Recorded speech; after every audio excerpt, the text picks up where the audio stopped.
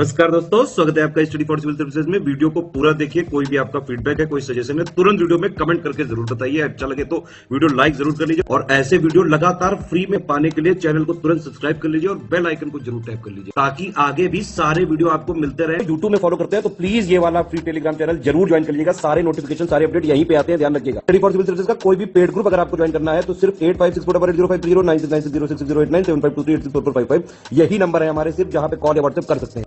Instagram पे हमारा page जरूर फॉलो कर लीजिएगा, स्टडी फॉर सिविल .सर्विसेज है। ट्विटर पे हमको जरूर फॉलो कर लीजिएगा, @स्टडी फॉर सिविल्स है। सभी को नमस्कार।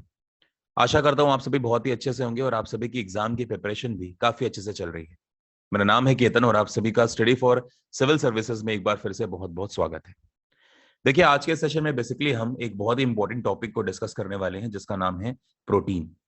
प्रोटीन एक बहुत ही ज्यादा इंपॉर्टेंट टॉपिक है जिससे प्रीवियस ईयर्स में बहुत सारे क्वेश्चंस पूछे गए हैं। अगर आप किसी भी एग्जाम की तैयारी कर रहे हैं जिसमें जीएस आती है और साइंस एक बहुत ही क्रूशियल रोल प्ले करती है, तो उसमें बायो के अंदर ये जो टॉपिक है जिसे हम न्यूट्रिशंस के नाम से जानते हैं, ये बहुत ही ज्यादा इंपॉर्टेंट होता है। और उनमें से भी प्रोटीन जो आप देख रहे हैं ये बहुत ही ज्यादा इंपॉर्टेंट है, जिसे हम आज की क्लास में यानी कि आज के सेशन में डिस्कस करेंगे। इससे पहले हमने विटामिन की एक वीडियो शेयर करी है आप सभी के साथ। स्टडी फॉर सिविल सर्विसेज की यूट्यूब चैनल पर वो वीडियो अवेलेबल है। बहुत सारे लोगों ने उस वीडियो को देखा है, आप सभी ने बहुत ही पॉजिटिव रिस्पांस दिया। इस चीज को देखकर हमें बहुत ही ज्यादा मोटिवेशन मिलता है और इसलिए हम कोशिश करते हैं कि बहुत ही बेहतर तरीके से आपके लिए इन सभी टॉपिक्स को कवर कर सकें और एक सिंगल वीडियो में आपको सारी की सारी जो इंपॉर्टेंट चीजें हैं वो समझाई जा सके। इस वीडियो की खास बात यह होगी कि प्रोटीन से रिलेटेड सभी कंसेप्ट्स एंड सभी जो इंपॉर्टेंट क्वेश्चंस हैं वो आपको यहां पर देखने को मिलेंगे। इस वीडियो के एंड में कंसेप्ट्स को सीखने के बाद 50 क्वेश्चंस की एक सीरीज रखी गई है और ये 50 के 50 क्वेश्चंस प्रोटीन से रिलेटेड होंगे जो कि प्रीवियस ईयर एग्जामिनेशंस में पूछे गए हैं। बेसिकली इनमें यूपीएससी, इसके अलावा यूपी जो स्टेट है जिसमें पीसेस का एग्जाम होता है और बहुत ही ज्यादा इंपॉर्टेंट एग्जाम है, उसके क्वेश्चंस, और इसके अलावा कई सारे स्टेट पीसेस के क्वेश्चंस को इंक्लूड किया गया है। तो उम्मीद करूंगा कि जब आप प्रोटीन को अच्छे से सीख लेंगे, समझ लेंगे, उसके बाद उन 50 क्वेश्चंस को आप बहुत ही बेहतर तरीके से सॉल्व कर पाएंगे। तो चलिए अब आगे बढ़ते हैं। आप जानते हैं कि स्टडी फॉर सिविल सर्विसेज पर कई सारे एग्जाम्स की तैयारी करवाई जाती है। अगर आप इन एग्जाम्स की तैयारी कर रहे हैं तो नीचे दिए गए नंबर्स पर आप डायरेक्टली कॉल कर पेड ग्रुप से जुड़ सकते हैं। और अगर आप हमारे फ्री इनिशिएटिव से जुड़ना चाहते हैं तो ऐसे में फ्री टेलीग्राम जो ग्रुप है उसे आप ज्वाइन कर लीजिए। यहाँ पर कई सारे फ्री इनिशिएटिव्स चलते हैं, जैसे कि फ्री क्विजेज आपको यहाँ पर मिलेंगी, कई सारे यूट्यूब वीडियोस के यहाँ पर लिंक शेयर किए जाते हैं, कई सारे यहाँ पर पिक्स जो हैं वो यहाँ पर शेयर की जाती हैं, पापा वीडियोस के लिंक्स होते हैं। तो अगर आप इनको भी देखते हैं तो फ्री में भी बहुत सारे लोगों ने सिलेक्शन लिया है। आप भी बेहतर तैयारी कर सकते हैं और अपने एग्जाम में अपने सिलेक्शन को सुनिश्चित कर सकते हैं। तो चलिए अब आगे बढ़ते हैं और स्टार्ट करते हैं हमारे सेशन को। अब देखिए, हम यहाँ पर प्रोटीन की बात कर रहे हैं और प्रोटीन की बात करने से पहले हमें यहाँ पर सबसे पहले दो इंपॉर्टेंट लोगों को देखना है। ठीक है, प्रोटीन से रिलेटेड जब भी साइंटिस्ट्स की बात आती है तो यहाँ पर ये दो साइंटिस्ट जो आप देख रहे हैं ये इंपॉर्टेंट है। सबसे पहले साइंटिस्ट का नाम है ग्रेडस जोहानसन स्मुल्डर और सेकंड साइंटिस्ट का नाम है जॉन्स जैकब बर्जेलियस। आप ये मान के चलिए कि इन दोनों का ही महत्वपूर्ण योगदान है। इनके योगदान के बाद बायो के क्षेत्र में यानी कि न्यूट्रिशंस जो एक बहुत ही इंपॉर्टेंट सेगमेंट है बायोलॉजी में, इस क्षेत्र में एक क्रांति आ गई। अब इन्होंने ऐसा क्या किया इस बारे में समझते हैं। देखिए, अगर बात की जाए कि प्रोटीन की खोज किसने करी है ना, प्रोटीन की डिस्कवरी किसने की, तो याद रखेंगे आप नाम देंगे हमेशा जोहानसन स्मुल्डर का। और अगर कोई आपसे बात पूछे कि भाई प्रोटीन ठीक है खोज तो लिया गया लेकिन नाम किसने दिया, तो नामकरण किया है, याद रखेंगे, जॉन्स जैकब बर्जीलियस ने। तो ये दोनों ही इंपॉर्टेंट हैं क्योंकि एक ने डिस्कवरी की है तो दूसरे ने नाम दिया है। ठीक है, तो ये पॉइंट तो क्लियर हो गया। अब इनके अलावा क्या इतने ही साइंटिस्ट थे, क्या और साइंटिस्ट हैं? जी हाँ, बिल्कुल, दो साइंटिस्ट आपको और ध्यान रखने हैं। एक का नाम है पॉलिंग, जो कि हम आगे डिस्कस करेंगे, और एक का नाम है कॉरी। सो पॉलिंग और कॉरी ये भी दो साइंटिस्ट हैं। ये इसलिए इंपॉर्टेंट है क्योंकि इन्होंने प्रोटीन का जो अल्फा हेलिक्स स्ट्रक्चर होता है ना, ठीक है, अल्फा हेलिक्स स्ट्रक्चर, उसको इन्होंने यहाँ पर एक तरह से डिकोड किया और ये बताया कि भाई प्रोटीन के अंदर कई सारे स्ट्रक्चर्स पाए जाते हैं और इस बारे में भी हम आगे चल के बात करेंगे। तो चलिए जल्दी से इनको समझते हैं। अब अगर आप यहां पर आप देखें तो सबसे पहले हम डिस्कस करने जा रहे हैं गिराडस जोहानसन स्मुल्डर को कि इन्होंने ऐसा क्या किया। तो देखिए, यहां पर आप देख सकते हैं कि proteins were first described by the Dutch chemist Gerardus Johannes Mulder. यानी कि जोहानसन्स मुल्डर जो कि एक डच केमिस्ट थे, डच साइंटिस्ट थे, उन्होंने यहां पर सबसे पहले प्रोटीन को यहां पर खोजा है। ठीक है, और प्रोटीन के बारे में डिस्क्रिप्शन दिया है कि ये नाइट्रोजनस बेसेस होते हैं, या कह लीजिए नाइट्रोजन से युक्त कंपाउंड होते हैं। इसके बाद यहां पर लिखा गया है कि Mulder was the first to propose a theory concerning the causes of the differences between albumin, casein and fibrin. देखिए, बहुत सारे प्रोटीन्स होते हैं जो कि आपको यहां पर समझने हैं। हालांकि आज की इस वीडियो में करीब 17-18 प्रोटीन्स तो मैं ही आपको समझा दूंगा, जिससे कि बहुत सारे क्वेश्चंस पूछे गए।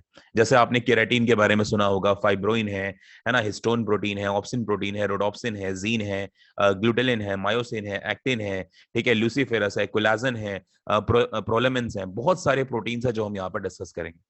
अब उनमें से ही यहां पर आपको दिखाई दे रहे हैं कि ये 3 प्रोटीन है, एल्ब्यूमिन, केसीन और फाइब्रिन। पहले लोग जब इन्होंने जब तक सिंथेसिस नहीं किया था प्रोटीन का, तब पहले लोग ये सोचते थे कि ये तीनों के तीनों प्रोटीन एक्चुअली में एक ही सब्सटेंस के अंदर होते हैं, जबकि ऐसा नहीं है। ये तीनों एक ही नहीं है, बल्कि ये तीनों अलग अलग प्रोटीन होते हैं। इस बात को बताने वाले, इस थ्योरी को देने वाले सबसे पहले जो व्यक्ति थे वो जोहानसन्स मुल्डर थे। तो आई विश कि आपको क्लियर हो गया होगा। अगर आप हिंदी में देखना चाहते हैं तो यहां पर आपको हिंदी में भी पूरी की पूरी वीडियो अवेलेबल है। ठीक है, परेशान होने की नीड नहीं है। अब आगे देखिए, जॉन्स जैकब बर्जीलियस की भी बात करते हैं। बर्जीलियस ने, जैसा कि मैंने आपको बताया, कि एक स्वीडिश केमिस्ट थे, और इन्होंने क्या करा, इन्होंने प्रोटीन का नामकरण किया, यानी कि नाम दिया। और कब दिया? 1838 में इन्होंने प्रोटीन को नाम दिया। ठीक है, तो ये पॉइंट भी क्लियर हो गया। तो अब इन दोनों साइंटिस्ट के बारे में जान लिया कि भाई इन्होंने क्या किया। अब आगे बढ़ते हैं और कुछ इंपॉर्टेंट यहां पर की पॉइंट्स हैं प्रोटीन से रिलेटेड, उनको पढ़ते हैं। देखो भाई ध्यान से, सबसे पहला पॉइंट आपके सामने है कि प्रोटीन की जो डिस्कवरी है वो मुल्डर के द्वारा की गई। प्रोटीन की खोज यहां पर मुल्डर ने की, आपको पता है। सेकंड पॉइंट देखते हैं कि प्रोटीन शब्द सबसे पहले जॉन्स जैकब बर्जीलियस ने 1838 में कॉइन किया था। ठीक है, तो ये वाला पॉइंट भी हमने देख लिया। अब प्रोटीन का अर्थ क्या होता है? तो प्रोटीन का अर्थ होता है प्रथम रैंक को धारण करना। अब ये क्या चीज है, समझ में नहीं आई है ना, तो इस बात को समझाता हूं, ध्यान से देखो थर्ड पॉइंट को। आपको मैं बताना चाहूंगा कि जो न्यूट्रिशंस होते हैं ना, जो न्यूट्रिएंट्स की चलो बात कर लेते हैं। तो न्यूट्रिशंस में जो न्यूट्रिएंट्स है ना, ये दो तरह के होते हैं बच्चों। एक को हम कहते हैं मैक्रो और एक को हम कहते हैं माइक्रो। दो ही तरह के न्यूट्रिएंट्स होते हैं, मैक्रो और माइक्रो। मैक्रो न्यूट्रिएंट्स वो होते हैं जो हमें एनर्जी देते हैं, और माइक्रो न्यूट्रिएंट्स वो होते हैं जिनसे हमें एनर्जी नहीं मिलती। आमतौर पर मैक्रो के अंदर कार्बोहाइड्रेट्स, प्रोटीन्स और फैट, इन तीन को रखा गया। ये तीनों मैक्रो हैं। ठीक है, मैक्रो क्यों बोलते हैं? मैक्रो इसलिए बोलते हैं कि वो सारे के सारे न्यूट्रिएंट्स, वो सारा का सारा फूड मटेरियल जिनको आप ग्राम्स या फिर किलोग्राम्स में कंज्यूम करते हो, वो मैक्रो है, ज्यादा खाते हो आप इसको। और माइक्रो क्या है? माइक्रो वो है जो सिर्फ मिलीग्राम्स में जिनका सेवन किया जाता है, जैसे वाइटामिन्स, जैसे मिनरल्स, है ना, जैसे रफेज वगैरह। तो ये जो आप देख रहे हो, हालांकि रफेज को हम इसमें नहीं लेते, रफेज तो एक आप कह लीजिए एक्सटर्नल हमारा फूड हो जाता है, जो कि एक सपोर्टिव फूड है, डाइजेशन में हेल्प करता है। बट वाइटामिन्स और मिनरल्स जो है वो मुख्य रूप से माइक्रो के अंदर आते हैं, मैक्रो में नहीं आते, क्योंकि इनको आप मिलीग्राम्स में सेवन करते हैं। तो जो मैक्रो न्यूट्रिएंट्स है ना, जिनमें हमने कार्बोहाइड्रेट, प्रोटीन और फैट की बात करी, स्टूडेंट्स इनमें भी जो प्रोटीन आप देख रहे हो ये सबसे इंपॉर्टेंट है। क्यों? क्योंकि आपने देखा होगा कि जो छोटा बच्चा होता है, ठीक है, जो एक छोटा बच्चा है, इन्फेंट है, जब वो धीरे धीरे हर दिन बड़ा होता है तो उसकी हड्डियों का विकास, उसकी मांसपेशियों का विकास होना बहुत जरूरी है। जब तक उस बच्चे की मसल्स का फॉर्मेशन नहीं होगा, तब तक उसकी बॉडी जो है डेवलप नहीं होगी, टिश्यूज ऑर्गन्स डेवलप नहीं होंगे, तब तक वो बच्चा प्रॉपर तरीके से बिहेव नहीं कर पाएगा। माल न्यूट्रिशन का शिकार अगर बच्चा हो गया है तो ऐसी कंडीशन में बहुत सारी समस्याएं होंगी। आगे जाके मैं आपको पढ़ाऊंगा कि प्रोटीन से रिलेटेड दो बहुत ही इंपॉर्टेंट बीमारियां हैं। एक का नाम है क्वाशियोरकर और एक का नाम है मेरास्मस। 1 से लेकर 5 साल तक की एज के बच्चों को और 1 साल से कम की बच्चों को ऐसे रोग होते हैं। कौन सा रोग किस में होता है, हम उसके बारे में बात करेंगे। कुछ लोगों का यहाँ पे कंफ्यूजन होता है कि कैचेक्सिया भी एक ऐसी डिसीज है जो प्रोटीन की कमी से होती है। नहीं स्टूडेंट्स, कैचेक्सिया प्रोटीन की कमी से नहीं होती। ये सारी की सारी बातें हम आगे चल के सीखेंगे, लेकिन अभी के लिए आपको समझना है कि इन तीनों कार्बोहाइड्रेट्स, प्रोटीन्स और फैट्स, इन तीनों में सबसे ज्यादा जो इंपॉर्टेंट है वो क्या है? वो प्रोटीन है। ठीक है, तो सबसे ज्यादा प्रोटीन है इंपॉर्टेंट, इसीलिए प्रोटीन को क्या बोला गया कि ये सबसे पहली रैंक को धारण करता है। इसका मतलब होल्डिंग द फर्स्ट रैंक। ठीक है, तो पॉइंट क्लियर हो गया कि सबसे इंपॉर्टेंट मैक्रोन्यूट्रिएंट क्या है? आपका प्रोटीन है। अब प्रोटीन जो है वो क्या है? प्रोटीन को देखो पॉलीपेप्टाइड्स भी कहते हैं। ऐसा इसलिए कहते हैं क्योंकि जो प्रोटीन है ना, वो लंबी लंबी पेप्टाइड्स की चेन से मिलकर बनता है। लंबी लंबी जब पेप्टाइड्स की चेन मिलती है ना, तो उससे क्या होता है? उससे प्रोटीन बनता है। ठीक है, और प्रोटीन क्या है? प्रोटीन एक मैक्रो पोषक तत्व होता है। मैंने आपको बताया ये एक मैक्रो न्यूट्रिएंट है क्योंकि इसको आप ग्राम्स में कंज्यूम करते हैं। ठीक है, और प्रोटीन की खपत देख लेते हैं। एक साधारण जो मनुष्य है WHO के अकॉर्डिंग उसे 80 ग्राम प्रतिदिन प्रोटीन तो लेना ही लेना चाहिए। इससे क्या होता है, इससे वो स्वस्थ रहता है। हालांकि कई सारे केसेस के अंदर ये प्रोटीन की जो कंजम्पशन है वो डिफरेंट भी है, तो चलिए उसके ऊपर भी हम यहाँ पर बात कर लेंगे। देखिए, अगर हम यहाँ पर प्रेग्नेंट लेडीज की बात करें, जो गर्भवती महिलाएं हैं उनकी बात करें, तो उन्हें कहा जाता है लगभग 60 से 100 ग्राम प्रोटीन खाना चाहिए प्रतिदिन। ठीक है। इसके अलावा अगर हम नॉर्मल जो कामकाज करने वाली जो महिलाएं हैं, सामान्य कामकाजी महिलाएं, उनके लिए बताया गया है कि 45 से 50 ग्राम प्रतिदिन प्रोटीन का कंजम्पशन करें वो। और इसके अलावा जो मदर्स या जो फीमेल्स जो हैं वो मिल्क फीड कराती हैं अपने बच्चों को, दूध पिलाती हैं, तो ऐसी कंडीशन में उनके लिए कहा गया है कि ये आंकड़ा 75 ग्राम्स प्रतिदिन के आसपास होना चाहिए। तो आई विश कि आपको ये पॉइंट भी क्लियर हो गया होगा। यहां से क्वेश्चन पूछा गया है, इसलिए सब पॉइंट्स क्लियर किए गए हैं आपको। आगे बढ़ते हैं। देखिए, प्रोटीन का जो कंजम्पशन है वो तो हमने देख लिया। अब ये ऊर्जा भी देता है क्या? जी हाँ, बिल्कुल, प्रोटीन से आपको ऊर्जा मिलती है। याद रखेंगे सबसे, देखो पहली बात तो क्लियर हो गई कि मैक्रो न्यूट्रिएंट ही जो है वो ऊर्जा देते हैं, माइक्रो नहीं देते। माइक्रो में हमने क्या क्या पढ़ा? माइक्रो में हमने पढ़ी दो चीजें, एक तो हमने पढ़े विटामिन और एक हमने यहाँ पे पढ़े मिनरल्स। आपने कभी सुना कि विटामिन खाने से या फिर मिनरल खाने से ऊर्जा मिलती है? सर कभी नहीं मिलती है, ध्यान रखिएगा, गलती से भी मत करिएगा। पानी हो गया, विटामिन हो गए, मिनरल्स हो गए, इनसे कोई ऊर्जा नहीं मिलती। तो ऊर्जा किनसे मिलती है? मैक्रो से। तो ये वाला पॉइंट तो चलो क्लियर है। और मैक्रो में भी किससे मिलती है सबसे ज्यादा? याद रखना, सबसे ज्यादा फैट से मिलती है, उसके बाद कार्बोहाइड्रेट से, और उसके बाद प्रोटीन से। अब आपको कि सर फैट से ज्यादा मिलती है, हम तो प्रोटीन के बारे में बात कर रहे हैं। देखो, हमने यहाँ पर ऊर्जा मिलने की बात नहीं की थी, हमने यहाँ पर बात की थी कि बॉडी की बिल्डिंग ब्लॉक है प्रोटीन भाई। ठीक है, शरीर के निर्माण में ऊतकों के, है ना, कोशिकाओं के, ऊतकों के और बॉडी के जो ऑर्गन्स हैं, अंग हैं, उनके निर्माण में, मांसपेशियों के निर्माण में, ठीक है, शरीर के सुचारू रूप से कार्य करने के लिए प्रोटीन की आवश्यकता होती है। तो लेकिन ऊर्जा सबसे ज्यादा किससे मिलती है? फैट से। दोनों बातें अलग अलग हैं।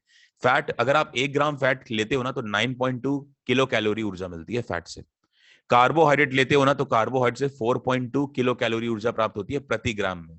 और प्रोटीन लेते हो ना तो प्रोटीन से 4 किलो कैलोरी मिलती है प्रति ग्राम। ये सारा का सारा आंकड़ा प्रति ग्राम का है, ध्यान रखेंगे। 1 ग्राम फैट लोगे 9.2 किलो कैलोरी, 1 ग्राम प्रोटीन लोगे 4 किलो कैलोरी, 1 ग्राम कार्बोहाइड्रेट्स लोगे 4.2 किलो कैलोरी। अब इनमें से सबसे ज्यादा किससे मिल रही है? फैट से मिल रही है। और फैट का डाइजेशन भी ध्यान रखना सबसे लेट होता है। सबसे जल्दी क्या पच जाता है? सबसे जल्दी पच जाता है कार्बोहाइड्रेट। ठीक है, तो ये कुछ इंपॉर्टेंट पॉइंट है, तो ध्यान रखेंगे आप। तो चलिए अब आगे बढ़ते हैं। अब यहां पर देखिए, पॉइंट एक मेंशन किया गया है कि जो सभी जीवित होते हैं और जो मृत लोग होते हैं ना, जीवित प्राणी और यहाँ पर मृत जो कोशिकाएं हैं, उनमें प्रचुर मात्रा में मौजूद तत्व जो है वो क्या है? तो एक तो देखिए पानी है और एक यहाँ पर प्रोटीन है। देखो यहाँ पे जो तत्व है ना, यहाँ पे तत्व एलिमेंट मत सोचना, यहाँ पे तत्व मतलब कोई ऐसा आपके लीजिए पार्ट जो कि सबसे ज्यादा मौजूद है, उसकी यहाँ पे बात हो रही है। ठीक है, तो ये वाला पॉइंट मेरे ख्याल से आपको क्लियर हो गया होगा। तो अगर हम यहाँ पर पानी की बात करें तो पानी नेचर में वैसे तो यौगिक है, कंपाउंड है भाई एक, है ना।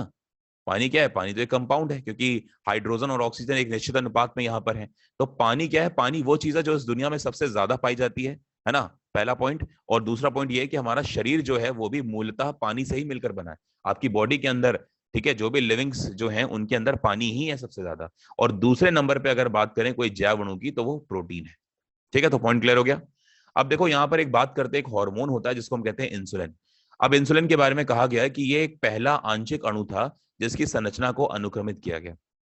ठीक है, अब यहाँ पर इंसुलिन को क्यों पढ़ रहे हैं? इंसुलिन को यहाँ पर इसलिए पढ़ा जा रहा है क्योंकि इंसुलिन जो है वो, देखो पहली बात तो इंसुलिन एक लैटिन वर्ड है जिसका मतलब क्या होता है? आइलैंड या फिर द्वीप होता है। ठीक है, आइलैंड या द्वीप होता है इंसुलिन का मतलब। और इंसुलिन क्यों पढ़ रहे हैं? क्योंकि इंसुलिन एक हार्मोन है, और हार्मोन बेसिकली क्या होते हैं बच्चों? सारे के सारे हार्मोन्स आपके प्रोटीन्स होते हैं। कैसा है? जी नहीं, ऐसा नहीं है। मैक्सिमम जो हार्मोन्स हैं वो प्रोटीन्स होते हैं, नो डाउट। लेकिन हार्मोन्स के अंदर जो सेक्सुअल हार्मोन्स होते हैं ना, ध्यान रखना, जो सेक्सुअल हार्मोन्स होते हैं बच्चों, वो प्रोटीन्स नहीं होते हैं। यानी कि except sexual hormones, all hormones are proteins, लेकिन सेक्सुअल हार्मोन्स प्रोटीन्स नहीं होते।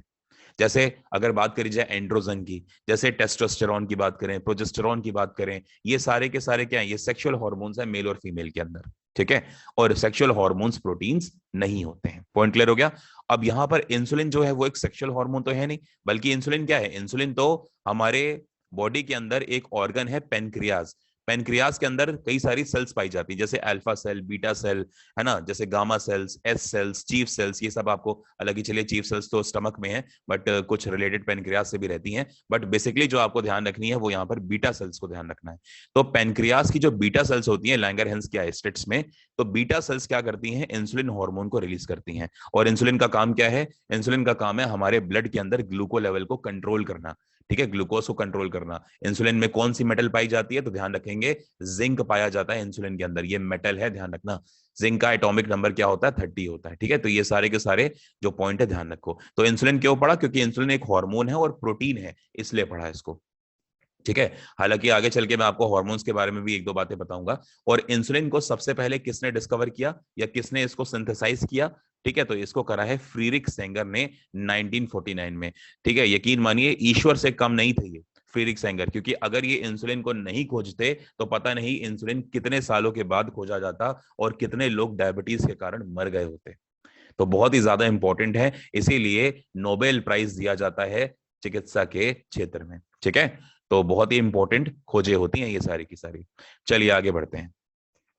अब देखिए प्रोटीन के बारे में कुछ और पॉइंट्स। प्रोटीन की अल्फा जो पेचदार संरचना होती है, जिसको हम अल्फा हेलिकल स्ट्रक्चर बोलते हैं प्रोटीन का, जिसके बारे में भी हमने स्टार्टिंग में थोड़ा सा डिस्कस भी किया था, इसको किसने खोजा, तो इसको खोजने वाले दो वैज्ञानिक थे, पॉलिंग एंड कोरी। तो पॉलिंग और कोरी ने प्रोटीन के अल्फा हेलिक्स स्ट्रक्चर को खोजा था, ठीक है। इसमें 3.6 टर्न्स होते हैं, वो हम बाद में बात करेंगे। प्रोटीन वह जैव अणु है जो विभिन्न जीवों में भिन्न भिन्न होता है। अब देखो प्रोटीन एकमात्र ऐसा अणु है जो सभी जीवों में आपको अलग अलग मिलेगा। एग्जाम्पल देता हूं, जैसे अगर आप मान के चलिए आप अंडा खाते हैं, तो अंडा खाएंगे तो अंडे में कौन सा प्रोटीन मिलेगा आपको, एल्ब्यूमिन मिलेगा, समझ रहे हैं। जैसे मान के चलिए आपने फॉर एग्जाम्पल बायोटीन होता है, या चलिए केराटिन की बात कर लेते हैं, है ना। तो केराटिन जो है वो एक अलग प्रोटीन है जो कि आपको कहाँ मिलता है, जो आपको आपकी स्किन में मिलता है ना। आपके ब्लड के अंदर जो है वो ग्लोब्यूलिन प्रोटीन है, ठीक है। मक्के की बात करेंगे उसमें जीन प्रोटीन है। आपकी आंखों को ऑप्सिन और रोडोप्सिन प्रोटीन चाहिए होते हैं, ठीक है। हमारी बॉडी की मसल्स मायोसिन और एक्टिन से मिलकर बनी होती है। तो मतलब एक तरह से अगर देखा जाए तो बहुत सारे प्रोटीन्स जो हैं जिनका अलग अलग काम है, ठीक है। बहुत सारी ऐसी चीजें हैं जहां से हमको प्रोटीन्स मिलते हैं। तो बेसिकली प्रोटीन जो है वो सभी में डिफरेंट डिफरेंट होता है, इसको आप ध्यान देंगे। और ऐसा क्यों होता है, ऐसा इसलिए होता है, देखिए मान के चलिए कि मैं एक एग्जांपल लेता हूं, एक जीव है घोड़ा, हॉर्स है, मैमल है, और ऐसे ही मैं ह्यूमंस का भी एग्जांपल लेता हूं। तो अगर आप देखो कि ह्यूमन और हॉर्स की, तो क्या ह्यूमंस, मनुष्य और घोड़े एक जैसे दिखते हैं, बिल्कुल भी नहीं भाई। घोड़ों के देखिए 4 होते हैं एक तरह से पैर, लेकिन मनुष्यों के तो 2 ही पैर हैं, 2 हाथ हैं, है ना। तो ये ऐसा क्यों है, क्योंकि इनके डीएनए के अंदर चेंजेस होते हैं। भाई एक घोड़े का डीएनए कभी भी मनुष्य के डीएनए से मैच नहीं करेगा, पूरा तो नहीं करेगा, है ना, पूरा तो नहीं करेगा। चलिए उसकी भी एक नाक होती है, 2 आंखें होती हैं, 2 कान होते हैं, एक सर होता है ना, ये सब चीजें चलिए मैच कर जाएंगी। लेकिन ह्यूमंस और हॉर्सेस एक साथ पूरा डीएनए तो मैच नहीं करेगा। और जो डीएनए होता है उसके अंदर क्या होते हैं, उसके अंदर नाइट्रोजनस बेसिस लगे होते हैं, मतलब नाइट्रोजन युक्त क्षार होते हैं, और डिफरेंट डिफरेंट न्यूक्लियोटाइड्स होते हैं। और डीएनए और न्यूक्लियोटाइड्स के अलग अलग होने की वजह से हम कह सकते हैं कि उनके अंदर, बॉडी के अंदर बनने वाले जो प्रोटीनस ऑर्गन्स हैं, भाई प्रोटीन से बनने वाली जो मांसपेशियां हैं वो भी डिफरेंट डिफरेंट हैं। इस बेसिस पे हम कह सकते हैं कि प्रोटीन एक ऐसा जैव अणु है जो विभिन्न जीवों में डिफरेंट डिफरेंट होता है, ठीक है। पॉइंट क्लियर हो गया आप सभी को, है ना। आगे देखिए, प्रोटीन के निर्माण की प्रक्रिया को क्या कहते हैं, तो ध्यान रखिएगा, इसे कहते हैं डिहाइड्रेशन सिंथेसिस। नाम थोड़ा सा अजीब है, याद करना पड़ेगा, मजबूरी है आपकी। निर्जलीकरण संश्लेषण के रूप में इसे जाना जाता है। और प्रोटीन को तोड़ने का काम कौन करता है, तो प्रोटीन बहुत तरीकों से तोड़ा जाता है। एक्सेसिव हीट देंगे, अल्कोहल दे सकते हैं, ठीक है, स्ट्रॉन्ग एसिड या बेसिस डाल सकते हैं, ठीक है, अल्ट्रावायलेट रेज हो सकती हैं, किसी भी चीज से प्रोटीन को आप तोड़ सकते हो, ठीक है, ध्यान रखना। तो प्रोटीन को तोड़ने को क्या कहते हैं, उसे कहते हैं नेचुरेशन, डीनेचुरेशन कहा जाता है। तो पॉइंट क्लियर हो गया। अब देखो एक और इंपॉर्टेंट पॉइंट है कि कुछ जीवों का जो प्रकाश होता है उत्पादन करने का गुण, वो भी एक प्रोटीन के कारण होता है। जैसे आपने देखा होगा फायरफ्लाइज, जिन्हें हम जुगनू कहते हैं, फायरफ्लाइज जिन्हें हम जुगनू कहते हैं, जुगनू जब चमकता है, हालांकि शहरों में तो अब देखने को नहीं मिलता, लेकिन जब आपने गांव में कभी देखा होगा तो जुगनू बहुत ज्यादा दिखाई देते हैं, और उनके उनके अंदर लाइट दिखाई देती है उनके बैक साइड पे। तो ये लाइट जो है वो क्यों होती है, पहले लोग पता क्या सोचते थे, पहले लोग सोचते थे कि लाइट फास्फोरस की वजह से है ना, क्योंकि फास्फोरस ऑक्सीजन के साथ रिएक्ट करके जलता है, ठीक है। लेकिन ऐसा नहीं था, फास्फोरस अगर होता तो फिर पूरा का पूरा जुगनू ही जल जाता। तो वहां पर क्या है, वहां पर जब साइंटिस्ट ने देखा तो पता लगा जी एक प्रोटीन के कारण जुगनू के अंदर लाइट होती है, नाम है ल्यूसीफेरस प्रोटीन। ल्यूसीफेरस प्रोटीन आगे चल के पढ़ाऊंगा सब कुछ, ठीक है। तो ये सारी की सारी बातें हैं जो आपको समझनी थी।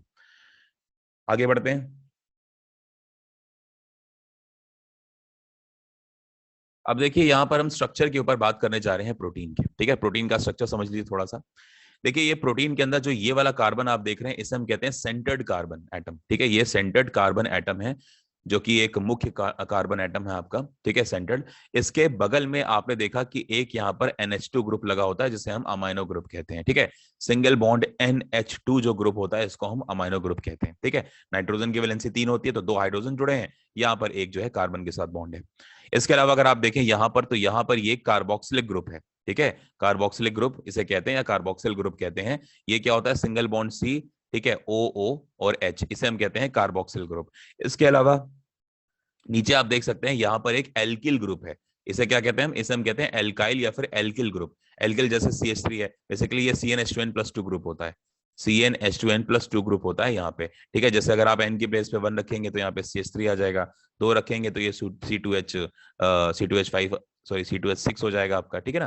तो ये क्या है, ये आपके एल्किल ग्रुप होते हैं। हालांकि एल्केन, ठीक है, एल्काइंस और एल्कीन्स कुछ भी हो सकते हैं, यहाँ पे एल्किल के अंदर सारे के सारे आ जाते हैं। और एक जो ऊपर आप देख रहे हो, एक कार्बन के वैलेंसी में हाइड्रोजन बॉन्ड होता है, यानी कि वो हाइड्रोजन के साथ कनेक्टेड होते हैं। तो ये पूरा का पूरा स्ट्रक्चर होता है प्रोटीन का, ठीक है। पॉइंट क्लियर हो गया आप सभी को? आगे देखिए, अब जो प्रोटीन के टाइप्स होते हैं इनके ऊपर बात करते हैं। तो देखो प्रोटीन बेसिकली 4 तरह का होता है, लेकिन मुख्य रूप से आपको 3 ही समझने हैं, क्योंकि जो चौथा होता है ना, वो बहुत ही कॉम्प्लिकेटेड फॉर्म है, हर किसी का चौथा स्ट्रक्चर एग्जिस्ट नहीं करता, ठीक है। देखो जो ये आप देख रहे हैं सबसे पहला स्ट्रक्चर, उसे हम कहते हैं प्राइमरी।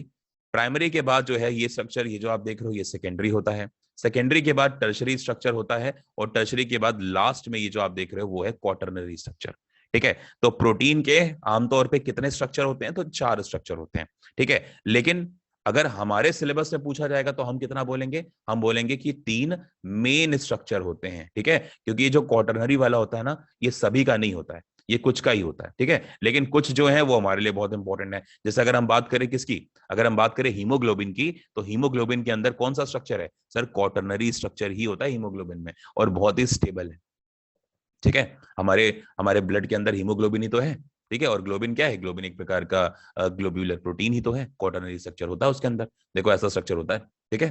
तो ये पॉइंट क्लियर हो गया।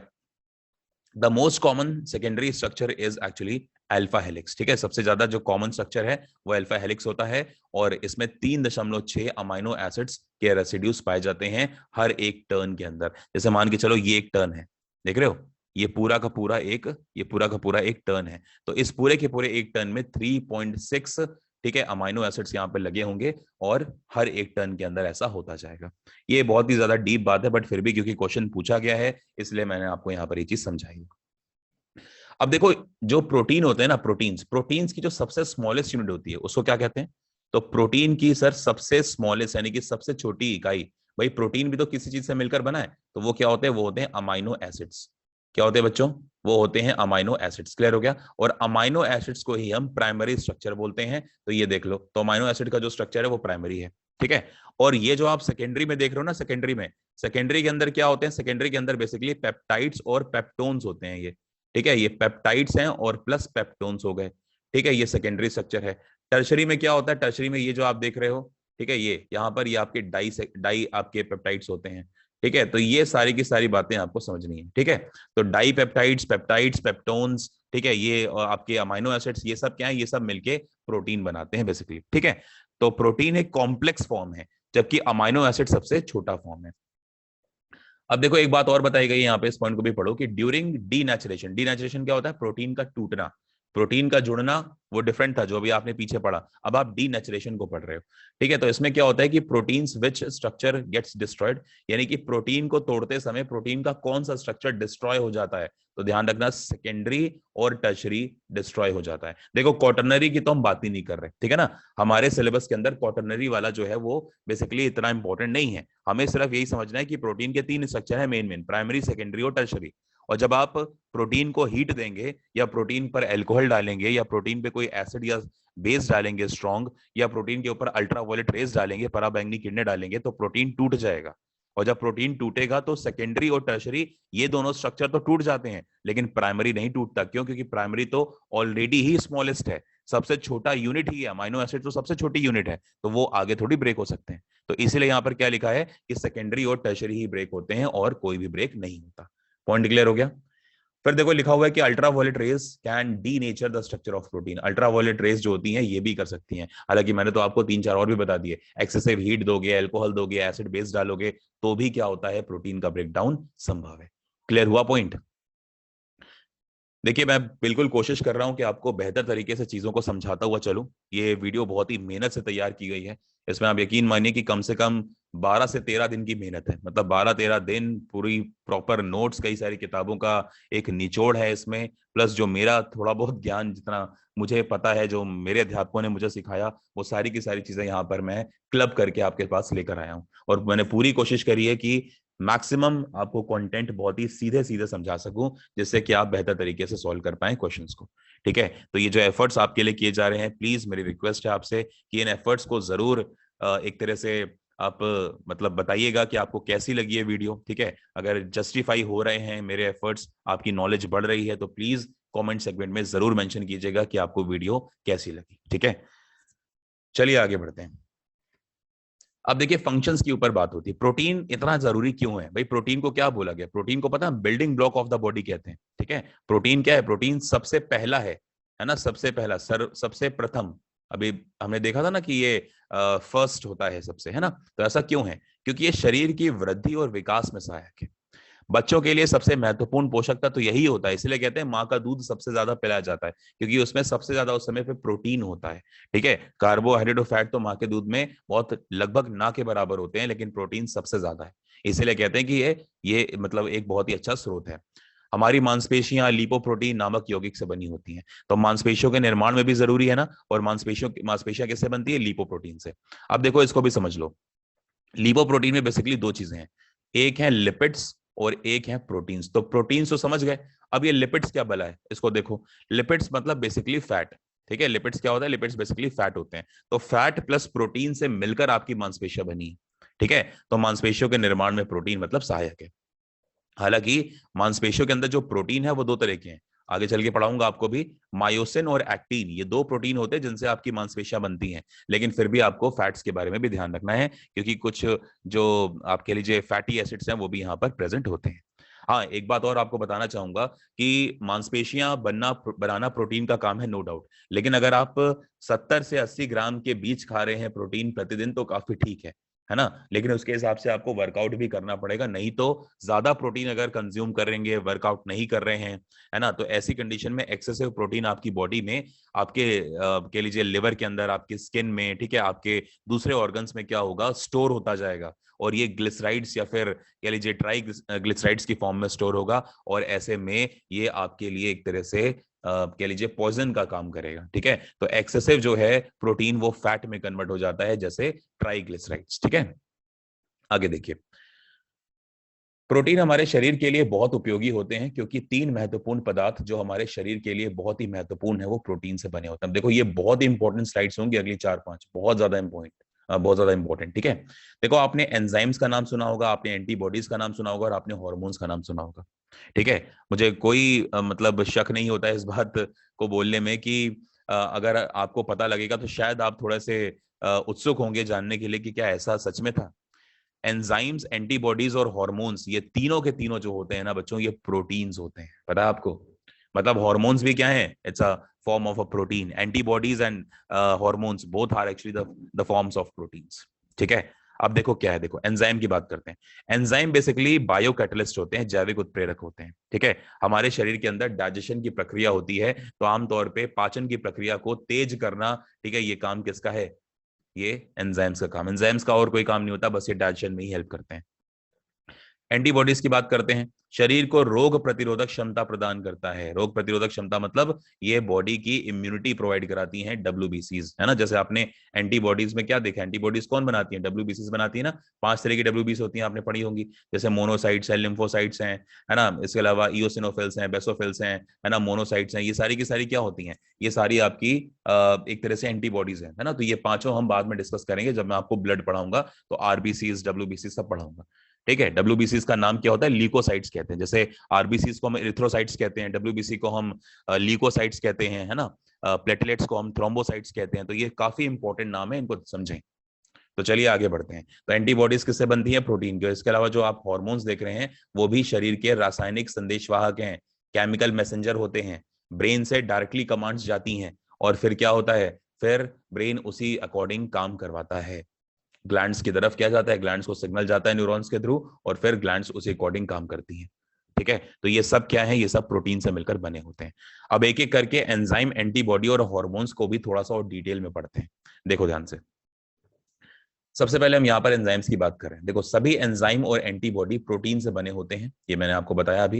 एंजाइम प्रकृति में क्या है, प्रोटीन है। और हार्मोन जो है वो प्रोटीन और वसा दोनों से मिलकर बने होते हैं। हार्मोन्स के अंदर फैट का जो कंटेंट है वो भी पाया जाता है। ठीक है, प्रोटीन की अधिक मात्रा वसा और ट्राइग्लिसराइड्स में बदल जाती है। मैंने आपको बताया ना कि अगर ज्यादा प्रोटीन खाएंगे तो वो भी समस्या है ना, क्योंकि वो क्या है, वो ट्राइग्लिसराइड्स में कन्वर्ट हो जाएगी। और ट्राइग्लिसराइड्स जो होते हैं ये बहुत ही ज्यादा कह लीजिए कॉम्प्लेक्स फैट होते हैं। ठीक है, जिनका पाचन बहुत ही रेयर होता है, बहुत ही मुश्किल से होता है। अब जैसे मान के चलिए, मैं आपको थोड़ा कॉम्प्लेक्स फैट के बारे में बताता हूँ। जैसे मान के चलो आपने पिज्जा खा लिया। अब आज अगर आपने पिज्जा खाया ना, तो पिज्जा पता है, पिज्जा पचने में कम से कम लगते हैं 13 से 14 घंटे। तो ये आज पिज्जा खाया तो वो आपकी बॉडी में पड़ा हुआ है, 13-14 घंटे के बाद जाके डाइजेस्ट होगा। ये सब क्या है, और अगर बहुत ज्यादा खाते हैं तो ट्राइग्लिसराइड्स बिल्कुल बनेगा। ठीक है, क्योंकि आप तो डायरेक्टली फैट खा रहे हैं, और प्रोटीन भी ज्यादा खाना शुरू कर दिया तो भी ट्राइग्लिसराइड्स बनेंगे। तो इस बात को समझो। अब देखो एंटीबॉडीज के ऊपर बात करते हैं। एंटीबॉडीज बेसिकली प्रोटीन होते हैं जो आपकी रक्षा करते हैं। ठीक है, जब कोई अवांछित पदार्थ, अवांछित मतलब जो हमारी बॉडी का पार्ट नहीं है, जिसको हम कहते हैं एक्सटर्नल, है ना, एक्सटर्नल एलिमेंट, या फिर हम उसे फॉरेन एलिमेंट भी कह सकते हैं। ठीक है, और फॉरेन एलिमेंट को बायो की लैंग्वेज में क्या बोला जाता है सर? पैथोजन कहते हैं। तो पैथोजन का मतलब ऐसी चीज जो हमारी बॉडी की नहीं है वो पैथोजन है। ठीक है, उसे हम एंटीजन या पैथोजन के नाम से जानते हैं। ठीक, बेसिकली पैथोजन बोलेंगे, एंटीजन में तो चलिए फिर वो अलग अलग वाली चीज हो जाएगी, बट ठीक है, पैथोजन अभी के लिए ध्यान रखो। ठीक है, तो शरीर में प्रवेश करता है तो उसको क्या करती हैं, डब्ल्यूबीसीज मार देती हैं। आपकी जो प्रतिरक्षा प्रणाली है उसके द्वारा उत्पादित एंटीबॉडी इन अवांछित पदार्थों को आपके सिस्टम में खत्म करके बांध देती है। और प्रोटीन जो होता है, यानी कि जो एंटीबॉडीज होती हैं वो कैसे प्रोटीन है, एंटीबॉडीज आपके गोलाकार प्रोटीन होते हैं, गामा बेस्ड प्रोटीन होते हैं। तो ये पॉइंट आई गेस अब आपको क्लियर हो गया होगा, है ना। अब देखो, जैसे हमने बात भी करी थी अभी थोड़ी देर पहले कि डब्ल्यूबीसी कितने तरह की होती है, 5 तरह की, है ना। जैसे न्यूट्रोफिल्स हैं, ठीक है, बेसोफिल्स हैं, इओसिनोफिल्स हैं, है ना। इसके अलावा लिम्फोसाइट्स हैं और मोनोसाइट्स हैं। ये 5 तरह की होती हैं। तो इनमें जो लिम्फोसाइट्स होती है ना, ये लिम्फोसाइट्स रिस्पॉन्सिबल होती हैं आपकी बॉडी की इम्यूनिटी के लिए, जो कि बैक्टीरियल और जो वायरल आपके लीजिए पैथोजेंस होते हैं इनसे लड़ती हैं। ठीक है, इनके अगेंस्ट एंटीबॉडीज बनाती हैं। और जब जब एंटीबॉडी बनेगी तो एक मेमोरी सेल बनती है, जिससे कि क्या होगा, अगर भविष्य में कभी भी वो पैथोजन आपकी बॉडी में एंटर करता है तो वो मेमोरी सेल दोबारा एंटीबॉडी ना बना के बल्कि उसी बनी हुई एंटीबॉडी से ही उस पैथोजन को मार देती है। ठीक है, तो ये सब चीजें होती है, ध्यान रखिएगा। और लिम्फोसाइट्स में भी 2 तरह की इंपॉर्टेंट है, जैसे बी लिम्फोसाइट्स, बीटा लिम्फोसाइट्स या फिर टी लिम्फोसाइट्स कहते हैं। तो हम बीटा लिम्फोसाइट्स की बात कर रहे हैं या बी लिम्फोसाइट्स की बात कर रहे हैं। ठीक है, तो ये पॉइंट क्लियर हुआ, आगे बढ़ते हैं। देखो, अब देखो यहाँ पर 2 इंपॉर्टेंट चीजें होती हैं। जैसे जब हम बात करते हैं ना, जो लिविंग बींग्स होते हैं, जो सजीव हैं, जो जीव जगत है, उसको जब डिवाइड किया गया है तो 2 इंपॉर्टेंट आप कह लीजिए डिवीजन होते हैं। एक को कहा गया है एनिमेलिया, और एक को कहा गया है प्लांटेरम। ठीक है, एनिमेलिया और प्लांटेरम। पहले तो इन दोनों बातों को सीखो। ठीक है, ये पॉइंट क्लियर हो गया आप सभी को ना। ठीक है, तो अगर हम यहाँ पर प्लांटेरम मतलब प्लांट एनिमेलिया के अंदर क्या होता है, एनिमेलिया के अंदर 7 इंपॉर्टेंट आप कह लीजिए किंगडम्स आ जाते हैं, है ना। जैसे अगर सॉरी फाइलम्स आ जाते हैं ना। जैसे अगर मैं बात करूं वर्टिब्रेट्स की, है ना, जैसे मैं बात करूं मोलस्का है, ठीक है, इकाइनोडर्मेटा है, एशले हेलमिंथेस है ना। इसके अलावा अगर आप देखो इकाइनोडर्मेटा है ना, या प्लेटी हेलमिंथेस है, ठीक है, सिलिंट्रेटा है। तो ये सारे के सारे इसके अंदर आ जाते हैं, उसके अंदर अभी हम नहीं जा रहे। बट आपको ये समझना है कि एनिमेलिया के अंदर फिर हमने सबको इंक्लूड कर लिया, सारे के सारे एनिमल, बस प्लांट को छोड़ दिया, सब इंक्लूड कर लिया। तो एक तो वो वाला पॉइंट है, और एक है कि एनिमेलिया और प्लांट दोनों दोनों को इंक्लूड कर लो। ठीक है, तो जीव 2 प्रकार से हम पढ़ रहे हैं। एक में सिर्फ एनिमल ले रहे हैं और एक में एनिमल प्लस प्लांट ले रहे हैं, है ना, दोनों ही जीव हैं। तो जब एनिमल और प्लांट दोनों को मिला लोगे ना, मतलब एनिमेलिया, ये एनीमिया नहीं होगा, ये एनिमेलिया है, ठीक कर लें इसे, एनिमेलिया होगा ये। ठीक है, हाँ जी। तो एनिमेलिया और प्लांटेरम अगर आप इन दोनों को मिला लेते हैं ना, तो उसमें जो सबसे ज्यादा प्रोटीन पाया जाता है वो रुबिस्को है ना, रुबिस्को प्रोटीन। और अगर हम बात करें कि सिर्फ अगर एनिमेलिया को लिया जाए, अगर हम प्लांटेरम को हटा दें, तो फिर कोलाजन नाम का प्रोटीन है जो कि जीव जगत में सबसे ज्यादा पाया जाता है। पॉइंट क्लियर हो गया सभी को, है ना। तो जब हम एनिमल प्लस प्लांट दोनों की बात करेंगे तो कौन सा प्रोटीन, और जब सिर्फ एनिमल की बात करेंगे तो कौन सा। तो ऊपर हमने देखा रुबिस्को और नीचे हम देख रहे हैं कोलाजन। पॉइंट क्लियर हो गया, दोनों ही तरह से क्वेश्चंस कर लोगे। और रुबिस्को का फुल फॉर्म क्या होता है, देखो लिखा हुआ है, इसे कहते हैं राइबुलोज बाइसफॉस्फेट कार्बोक्सिलेज ऑक्सीजनेज। ठीक है, तो ये इसका फुल फॉर्म होता है। चलो क्लियर हो गया। अब आगे देखो, वायरस। वायरस इंपॉर्टेंट है, ये आपने देखा होगा, ये आपने तस्वीर कोविड के टाइम पे बहुत ही ज्यादा वायरल हुई थी। तो ये जो आप वायरस देख रहे हो ना, वायरस की जो आउटर लेयर होती है, जो बाहरी परत होती है, जिसको हम कैस्पिड के नाम से जानते हैं, तो ये वायरस का जो कैस्पिड है, जो आउटर लेयर आप देख रहे हो, ये आउटर लेयर भी किसकी बनी होती है सर, प्रोटीन की बनी होती है। ठीक है, तो ये बहुत ही इंपॉर्टेंट क्वेश्चन है प्रोटीन से रिलेटेड। और ये जो कैस्पिड है वो प्रोटीन का खोल है जो कि न्यूक्लियस एसिड को घेरता है।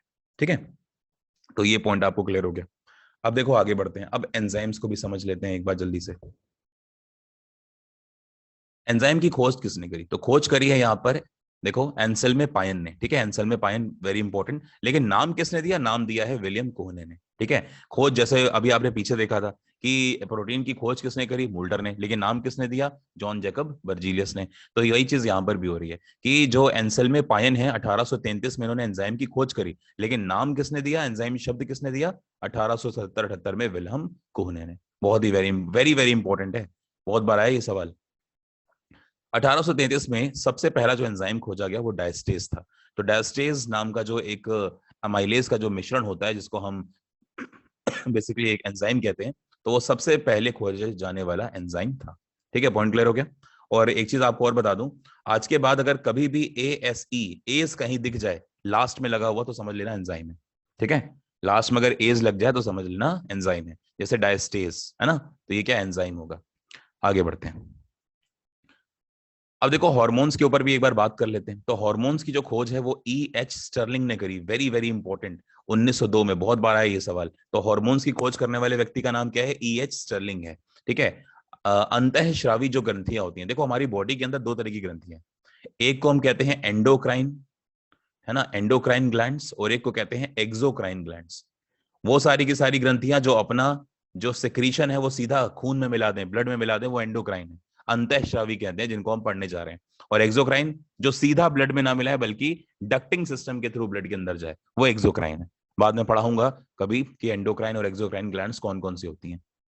ठीक है, तो जो अंतःस्रावी ग्रंथियां होती हैं ना, इनमें हार्मोन बनते हैं, और ये ग्रंथियों की जो कोशिकाएं होती हैं वो सीधे ही जो है रक्त के अंदर अपने हार्मोन्स को भेज देती हैं। ठीक है, एच स्टर्लिंग जो आप साइंटिस्ट देख रहे हो, इन्होंने 1902 में सबसे पहले हार्मोन को यहाँ पर डिस्कवर किया या फिर सिंथेसिस किया WM बेलिसिस के द्वारा, सॉरी WM बेलिसिस के साथ मिलकर। और इस हार्मोन का नाम क्या था, secretin hormone, very very important. और सेक्रेटिन हार्मोन सबसे पहला खोजे जाने वाला हार्मोन था।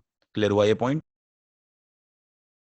अब देखो ये जो सेक्रेटिन हार्मोन हमने पढ़ा है ना, ठीक है, तो सेक्रेटिन जो हार्मोन है ना, इसके क्या क्या काम होते हैं उसको समझ लो। पहली बात तो निकलता कहां से, तो ये निकलता है छोटी आंत में से। छोटी आंत में भी कहां पे, ड्यूडेनम के अंदर। जो आपकी स्मॉल इंटेस्टाइन होती है ना, छोटी आंत जो होती है, इसके 3 पार्ट बताए गए हैं, ड्यूडेनम, इलियम और इसके अलावा जेजुनम। ठीक है, तो जो ड्यूडेनम वाला पार्ट है ना, ये काफी इंपॉर्टेंट है। आगे जाके आप देखोगे भी कि ड्यूडेनम के अंदर और इलियम के अंदर क्या होता है, प्रोटीन का पाचन होता है। आगे जाके सिखाऊंगा स्टमक भी होता है, बट अभी के लिए समझो कि जो ड्यूडेनम वाला पार्ट है ना, ये ड्यूडेनम वाला जो पार्ट है प्लस पैनक्रियाटिक जो डक्टल सेल्स होती हैं, ये दोनों मिलके क्या करती हैं, ये बाइकार्बोनेट का प्रोडक्शन करती हैं। ठीक है, तो पहला काम क्या है सेक्रेटिन का, बाइकार्बोनेट्स का बॉडी के अंदर प्रोडक्शन करना। और दूसरा सबसे इंपॉर्टेंट काम क्या है, लिवर को ये बात बोलना कि भैया बाइल जूस का प्रोडक्शन करो, क्योंकि इस पर्सन ने फैट खाया है बहुत सारा, इसके फैट को इमल्सिफाई करना है, यानी कि फैट का पाचन करना है। तो याद रखना, फैट के पाचन के लिए बाइल जूस बहुत इंपॉर्टेंट है, जो कि कहां पर बनता है, लिवर में, और स्टोर कहां होता है सर, गॉल ब्लैडर में। ठीक है, स्टोर कहां पर होता है, गॉल ब्लैडर में। देखो मैं बहुत सारे क्वेश्चन आपको साथ के साथ में बता रहा हूं बायो के, ऐसे ही सीख सीख के सुन सुन के अपने नोट्स बनाइए और अपने सिलेक्शन को सुनिश्चित कीजिए। ठीक है, तो हमने क्या बात करी, हमने ये बात करी कि जो ये सेक्रेटिन हार्मोन है ना, ये सबसे पहला हार्मोन है जो खोजा गया। EH स्टर्लिंग ने WM बेलिसिस के साथ मिलकर 1902 में इसे सिंथेसाइज किया था, पृथक किया था।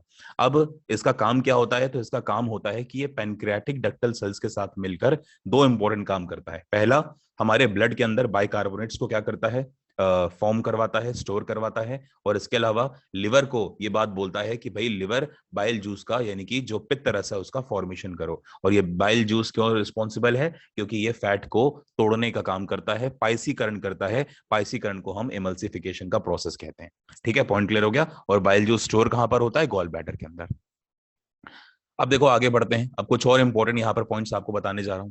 देखो, शंकु कोशिकाओं को कौन नियंत्रित करता है ना, या क्या नियंत्रित करता है, तो ऑप्सिन प्रोटीन करता है। और रॉड कोशिकाओं को रोडोप्सिन प्रोटीन करता है। ठीक है, अब पहले यहाँ पर इन बातों को भी समझो। देखो, हमारी जो आंखें होती हैं, आईज जो होती हैं, वो दिन में भी देख सकती हैं और रात में भी कुछ हल्का फुल्का आपको साइटनेस होती है। तो अगर हम दिन की बात करें और अगर हम यहाँ पर रात की बात करें, यानी कि अगर हम नाइट की बात करें, है ना, तो ये दोनों की दोनों बातें इंपॉर्टेंट है, ध्यान से इस बात को समझना। ठीक है, अब देखो, दिन में अगर आप देख पाते हो ना, तो किसकी वजह से देख पाते हो सर, दिन में आप देख पाते हो आपकी ऑप्सिन प्रोटीन के कारण। ठीक है, ऑप्सिन प्रोटीन के कारण दिन में देख पाते हो। और कौन सेल्स रिस्पॉन्सिबल है दिन में दिखवाने के लिए, और रात में जो है वो है रोडोप्सिन। ठीक है, मैं यहाँ पे मेंशन करता हूँ रोडोप्सिन। रोडोप्सिन प्रोटीन के कारण रात में देख पाते हो हल्का फुल्का, और इसके लिए रिस्पॉन्सिबल है रॉड सेल्स। ठीक है, देखो, र से रॉड, र से रात, और र से रोडोप्सिन। अब देखो, सुनो ध्यान से। आंखों की जो रोशनी है वो दिन में ज्यादा होती है, मेमेलियन बॉडी की मैं बात कर रहा हूँ, स्तनपाइयों की बात कर रहा हूँ। ठीक है, तो दिन में अगर आप देख पाते हैं तो कोन सेल्स की वजह से देख पाते हैं। हालांकि हमारी आंखों में दोनों ही सेल्स हैं, कोन भी और रॉड भी, है ना, लेकिन रॉड सेल्स रात में जो हल्का फुल्का आपको दिखाई देता है, जो एक साइटनेस होती है, उसके लिए रिस्पॉन्सिबल है। और दिन में ये आपका कोन सेल्स रिस्पॉन्सिबल है। ऑब्वियस सी बात है, मैमल की बॉडी में जो कोन सेल्स होती हैं वो ज्यादा होती हैं as compare to rod cells, इसीलिए आप दिन में बहुत ही बेहतर तरीके से देख पाते हैं, और रात में आप नहीं देख पाते अच्छे से, क्योंकि रॉड सेल्स आपकी बॉडी में, आपकी आंखों में बहुत कम है। वहीं पे अगर मैं उल्लू की बात करूं, आउल, तो आउल क्या है, आउल तो एक बर्ड है, एव्स के अंदर आता है ना। तो आउल जो है, उल्लू जो है, उसके उसके पास उसकी आंखों में कोन सेल्स नहीं होती हैं, है ना, लगभग ना के बराबर कोन सेल्स होती हैं, और इसीलिए बेचारा दिन में नहीं देख पाता। लेकिन रात में देखने के लिए उसके पास रॉड सेल्स भरी हुई हैं, है ना, बहुत ही ज्यादा मात्रा में है, इसीलिए रॉड सेल्स की वजह से उल्लू रात में बहुत ही बेहतर तरीके से देख सकता है। ठीक है, और रॉड सेल्स के लिए कौन सा प्रोटीन जरूरी है, रोडोप्सिन। और दिन में देखने के लिए कौन सेल्स के लिए कौन सा जरूरी है, ऑप्सिन प्रोटीन। ठीक है, तो अब पॉइंट क्लियर हो गया सारा। एक बार पढ़ देता हूं आपके लिए, देखो, कौन सेल्स को कौन रेगुलेट करता है, तो ऑप्सिन करता है। और रॉड सेल्स, जिनको हम शलाका कोशिकाएं कहते हैं, कौन मतलब शंकु कोशिकाएं, रॉड सेल्स मतलब शलाका कोशिकाएं। ठीक है, शलाका लिख भी देता हूं हिंदी में, शलाका कोशिकाएं कहते हैं, है ना? या कहीं कहीं पे आपको रॉड कोशिकाएं भी मिल जाएगा। तो इसको रेगुलेट करते हैं रोडोप्सिन प्रोटीन।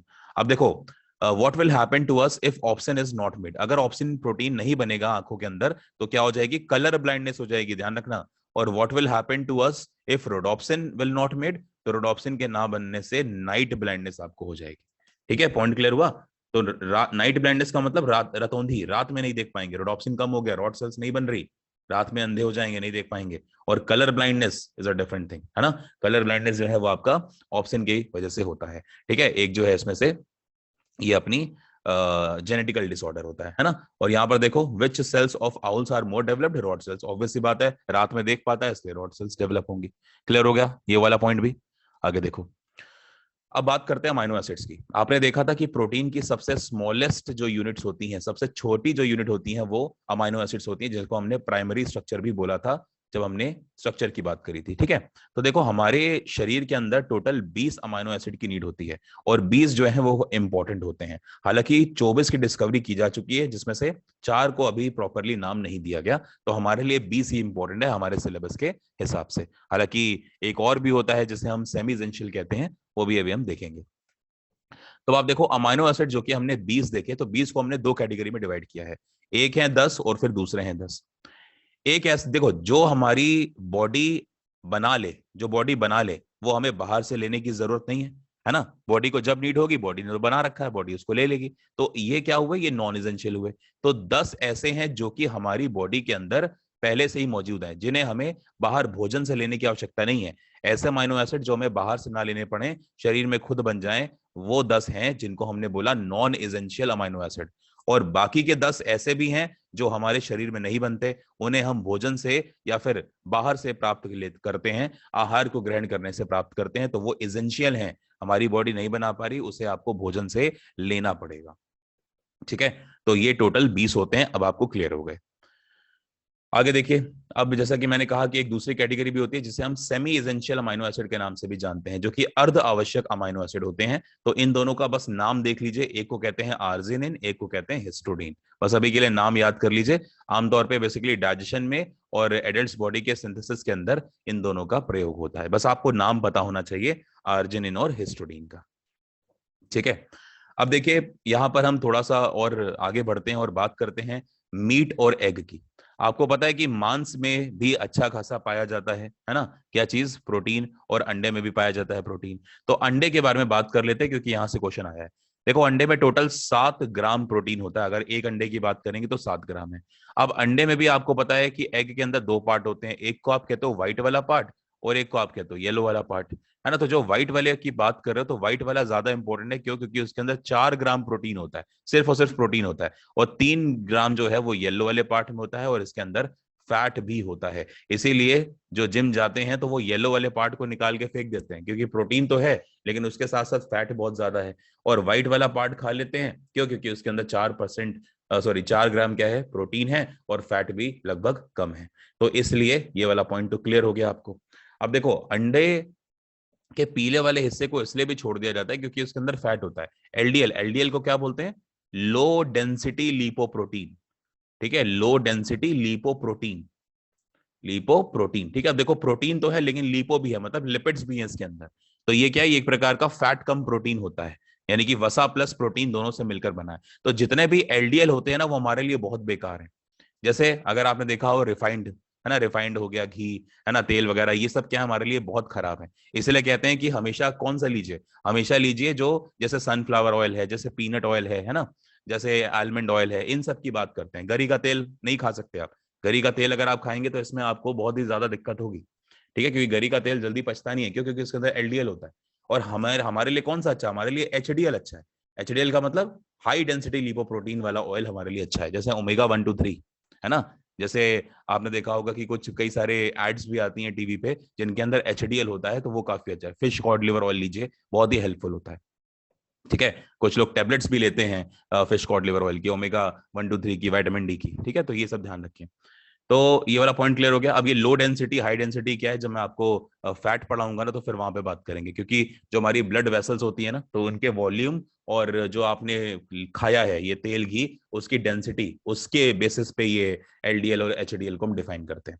ठीक है, तो देखो सोयाबीन, पल्सेस और बासमती राइस, ये तीनों जो आप देख रहे हो ये काफी इंपॉर्टेंट कह लीजिए स्रोत होते हैं प्रोटीन के। सोयाबीन तो बहुत ही ज्यादा इंपॉर्टेंट है, और पीनट्स भी होते हैं, मूंगफली, पीनट्स कहते हैं ना, पीनट्स, मूंगफली, ये भी है। लेकिन पीनट में ध्यान रखना, प्रोटीन के साथ साथ वो फैट का भी अच्छा स्रोत है, लेकिन सोयाबीन में सिर्फ और सिर्फ प्रोटीन होता है। ठीक है, पॉइंट क्लियर हो गया। आगे देखो, अब मैं जो चीज बताने जा रहा हूं उसको बहुत ध्यान से सुनना। बहुत सारा कंफ्यूजन होता है बच्चों को, बट वो अब नहीं होगा आपको। देखिए, सबसे पहले क्या होता है कि प्रोटीन होता है। ठीक है, सबसे पहले जो कॉम्प्लेक्स है वो प्रोटीन है। प्रोटीन बेटा टूटता है आके जाके, ठीक है, पॉलीपेप्टाइड्स होते हैं। प्रोटीन जो होते हैं वो पॉलीपेप्टाइड्स होते हैं। तो प्रोटीन आगे जाके टूटता है पॉलीपेप्टाइड्स के अंदर। यही पॉलीपेप्टाइड्स जो है वो आगे जाके टूटते हैं डाई पेप्टाइड्स के अंदर। डाई पेप्टाइड्स, है ना, डाई पेप्टाइड्स के अंदर टूटते हैं, या कह लीजिए पेप्टोन्स के अंदर टूटते हैं। डाई पेप्टाइड्स और पेप्टोन्स, और ये डाई पेप्टाइड्स जो हैं ये आपके नॉर्मल पेप्टाइड्स वगैरह में टूट जाएंगे, और यही पेप्टाइड्स आगे जाके अमाइनो एसिड में टूट जाएंगे। ठीक है, अमाइनो एसिड में टूट जाएंगे। तो ये क्या है, ये पूरा का पूरा ब्रेकडाउन है प्रोटीन का, इस बात को ध्यान से समझना। ठीक है, तो यहाँ पे एक ये स्ट्रक्चर मेंशन किया गया है। अब देखिए आगे कुछ और पॉइंट है। विच bond is present in amino acid? Amino acids में यानी कि प्रोटीन में कौन सा बॉन्ड है? पेप्टाइड बॉन्ड है। और कई सारी श्रृंखलाएं होती हैं, इसीलिए इसको हम क्या बोल देते हैं, इसलिए हम इसको बोल देते हैं प्रोटीन को पॉलीपेप्टाइड, है ना। फिर देखो बासमती राइस की बात हो रही है। बासमती राइस की खास बात होती है दो। एक तो आपने देखा होगा कि बासमती राइस छोटा सा होता है और पकने के बाद इतना बड़ा हो जाता है ना, यानी कि लंबाई बढ़ जाती है, इलोंगेशन हो जाता है। क्यों हो पाता है इलोंगेशन? एक अमाइनो एसिड के कारण। और अमाइनो एसिड कौन सा है? लाइसिन। तो लाइसिन नाम के अमाइनो एसिड के कारण ही क्या होता है? बासमती चावल लंबा हो जाता है पकने के बाद, पहला पॉइंट। और दूसरा पॉइंट है कि इसके अंदर एक सुगंध आती है बहुत ही डिफरेंट सी, है ना, बहुत ही एक कह लीजिए डिफरेंट एक स्मेल आपको मिलेगी। स्मेल तो नहीं कहना चाहिए, फ्रेग्रेंस कहना चाहिए। एक अरोमा होती है बासमती राइस की अपनी अलग ही। ऐसा इसलिए होता है क्योंकि इसके अंदर एक एरोमेटिक कंपाउंड होता है, एक सुगंधित यौगिक होता है जिसका नाम है पायरोल। तो पायरोल नाम के एरोमेटिक कंपाउंड की वजह से सुगंध आती है। तो पॉइंट क्लियर हो गया। अब देखो कितनी सारी इंफॉर्मेशन आपको मिल रही है, प्रोटीन डिस्कस कर रहे हैं और प्रोटीन से रिलेटेड क्या क्या पॉइंट है देखो आप ध्यान से। ठीक है, ये वीडियो भले 2 घंटे की हो जाएगी, लेकिन आप यकीन मानिए कि अगर आपने डेडिकेटली ये 2 घंटे की वीडियो देख ली ना और नोट्स बना लिए ना, इतने ज्यादा कॉन्फिडेंट फील करोगे कि आपको सच में लगेगा कि हाँ, ये जो वीडियो है वो आपके लिए एकदम रामबाण सिद्ध हुई है। और प्लीज मेरी आप सभी से रिक्वेस्ट है, स्टडी फॉर सिविल सर्विसेज के प्लेटफॉर्म पे आप जुड़े हैं, जहां पर ज्ञान सर बहुत सारे अच्छे अच्छे और फ्री इनिशिएटिव्स आपके लिए लेते हैं। इसमें से मेरी भी कहीं ना कहीं अगर मैं बताऊं तो ये अपॉर्चुनिटी मुझे सर की तरफ से मिली है कि मैं भी अपनी नॉलेज आपके साथ शेयर कर सकूं। तो मेरी आपसे बस यही रिक्वेस्ट है कि मेरे इन एफर्ट्स को, अगर आपको लगे कि ये एफर्ट्स जस्टिफाइड हुए हैं, तो प्लीज कमेंट करके जरूर बताइएगा। ठीक है, कि आपको ये वीडियो कैसी लगी। और इसके अलावा जो भी टॉपिक आप चाहते हैं कि इसके ऊपर वीडियो बनाई जाए, तो उसके लिए भी आप जरूर बताएं। हम बिल्कुल आप ये मान के चलिए कि प्रतिबद्ध हैं। हम बिल्कुल कोशिश करेंगे कि उन टॉपिक्स के ऊपर जो सबसे ज्यादा इंपॉर्टेंट है और आपकी तरफ से पूछे जा रहे हैं, आपकी तरफ से डिमांड आ रही है, उनके ऊपर हम वीडियोस को बनाएं। ठीक है, तो चलिए अब आगे बढ़ते हैं। देखिए, आप केमिस्ट्री में जानते हैं कि 2 तरह के कंपाउंड होते हैं, है ना। एक को हम क्या कहते हैं? एरोमेटिक, और एक को हम कहते हैं एलिफेटिक। जो एलिफेटिक कंपाउंड होते हैं इनमें तो सुगंध नहीं होती, लेकिन एरोमेटिक, देखो नाम ही है एरोमेटिक में अरोमा, अरोमा का मतलब होता है सुगंध। ठीक है, तो नाम से पता लग रहा है एरोमेटिक कंपाउंड के अंदर सुगंध होती है। ठीक है ना। तो एरोमेटिक कंपाउंड था पीछे जो भी आपने देखा था, पायरोल। ठीक है, तो देखो ये पॉइंट मैंने यहाँ पर डिस्कस कर दिया कि एलिफेटिक और एरोमेटिक क्या होते हैं। अब देखो कह रहा है कि आलू और चावल में कौन सा पदार्थ नहीं, मतलब कौन सा न्यूट्रिएंट, कौन सा पोषक तत्व तो नहीं पाया जाता? तो ध्यान रखिएगा, प्रोटीन नहीं पाया जाता है। लेकिन बासमती चावल में प्रोटीन का एक लाइसिन नाम का अमाइनो एसिड पाया जाता है। ठीक है, पॉइंट क्लियर हो गया ना। बाकी चावलों में नहीं होता, लेकिन बासमती में होता है। देखो कभी भी एक अमाइनो एसिड जो है वो मिलकर प्रोटीन को नहीं बना सकता, इसीलिए हम क्या बोलते हैं? इसीलिए हम बोलते हैं कि चावल में प्रोटीन नहीं पाया जाता, सिर्फ अमाइनो एसिड पाया जाता है। ठीक है, अमाइनो एसिड युक्त सल्फर। अब देखो एक अमाइनो एसिड है जिसके अंदर सल्फर भी होता है, उसका नाम क्या है? मिथियोनिन है। ये ध्यान रख लो, मिथियोनिन जो आप देख रहे हैं वो एक ऐसा अमाइनो एसिड है जिसके अंदर सल्फर पाया जाता है। ठीक है, और एक बात और देखिए, थायो और थिया, अगर ये कभी रूट वर्ड मिल जाए ना तो हमेशा सल्फर के लिए यूज करते हैं। ठीक है, पॉइंट क्लियर हो गया। जैसे आपने देखा होगा सोडियम थायोसल्फेट, तो सोडियम थायोसल्फेट है तो उसके अंदर एस आएगा, Na2SO4 हो गया, है ना। तो ये ध्यान रखेंगे आप। अब इसके बारे में भी हमने बात करी है कि बेसिक यूनिट जो होती है वो अमाइनो एसिड होती है, मूल इकाई अमाइनो एसिड है प्रोटीन की, है ना। अब देखो ये स्ट्रक्चर था, देखो सेंटर्ड एटम था, इसके बाद यहाँ पे अमाइनो ग्रुप लगा हुआ है, सिंगल बॉन्ड NH2, और यहाँ पर एक आपने कार्बोक्सिल ग्रुप देख लिया, सिंगल बॉन्ड COOH, और यहाँ पर एक एल्किल ग्रुप है ना, और यहाँ पर हाइड्रोजन यहाँ पर कनेक्टेड है।